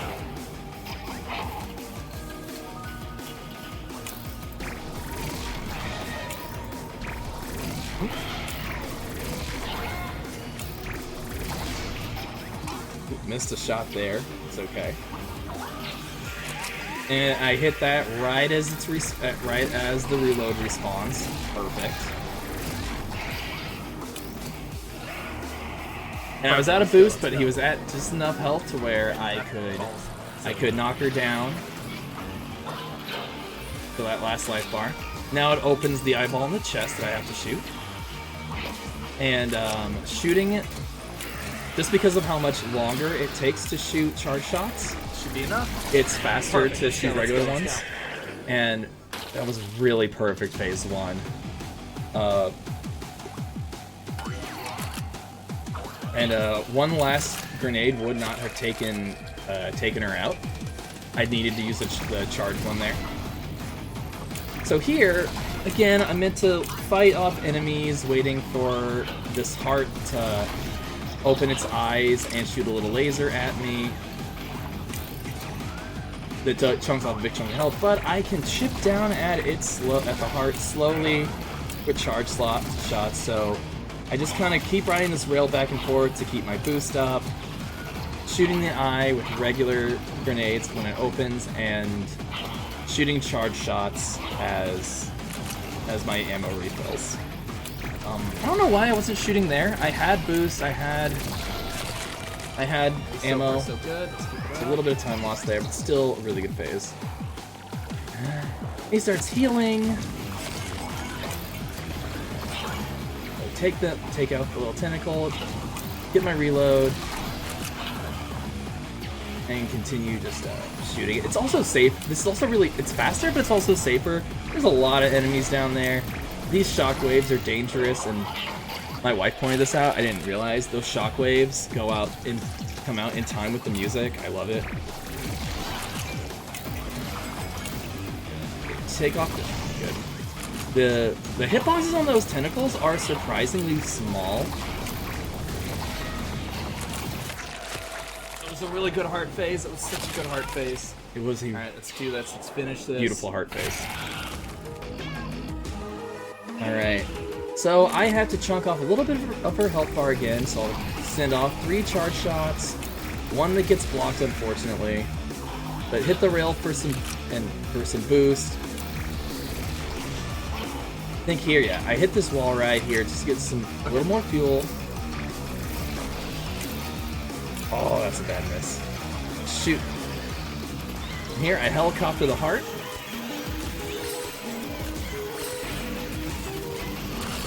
And that's why I did that wall ride for as long as I did, because it gave me just enough boost. So I'd finish off the heart while having just enough to get out to escape without running out of boost. The splits are wrong. The original splits were based on an older patch of the game, and so they end when the boss dies instead of when this section starts. I do not know how to create auto splitters. I've dabbled a bit. I really just need to sit down and study it to get these splits right. It's one of those things that's still on the back burner. And here's just a fun little thing of us going through all the levels we've been through as the escape. A classic, you know, your classic Super Metroid escape, if you will.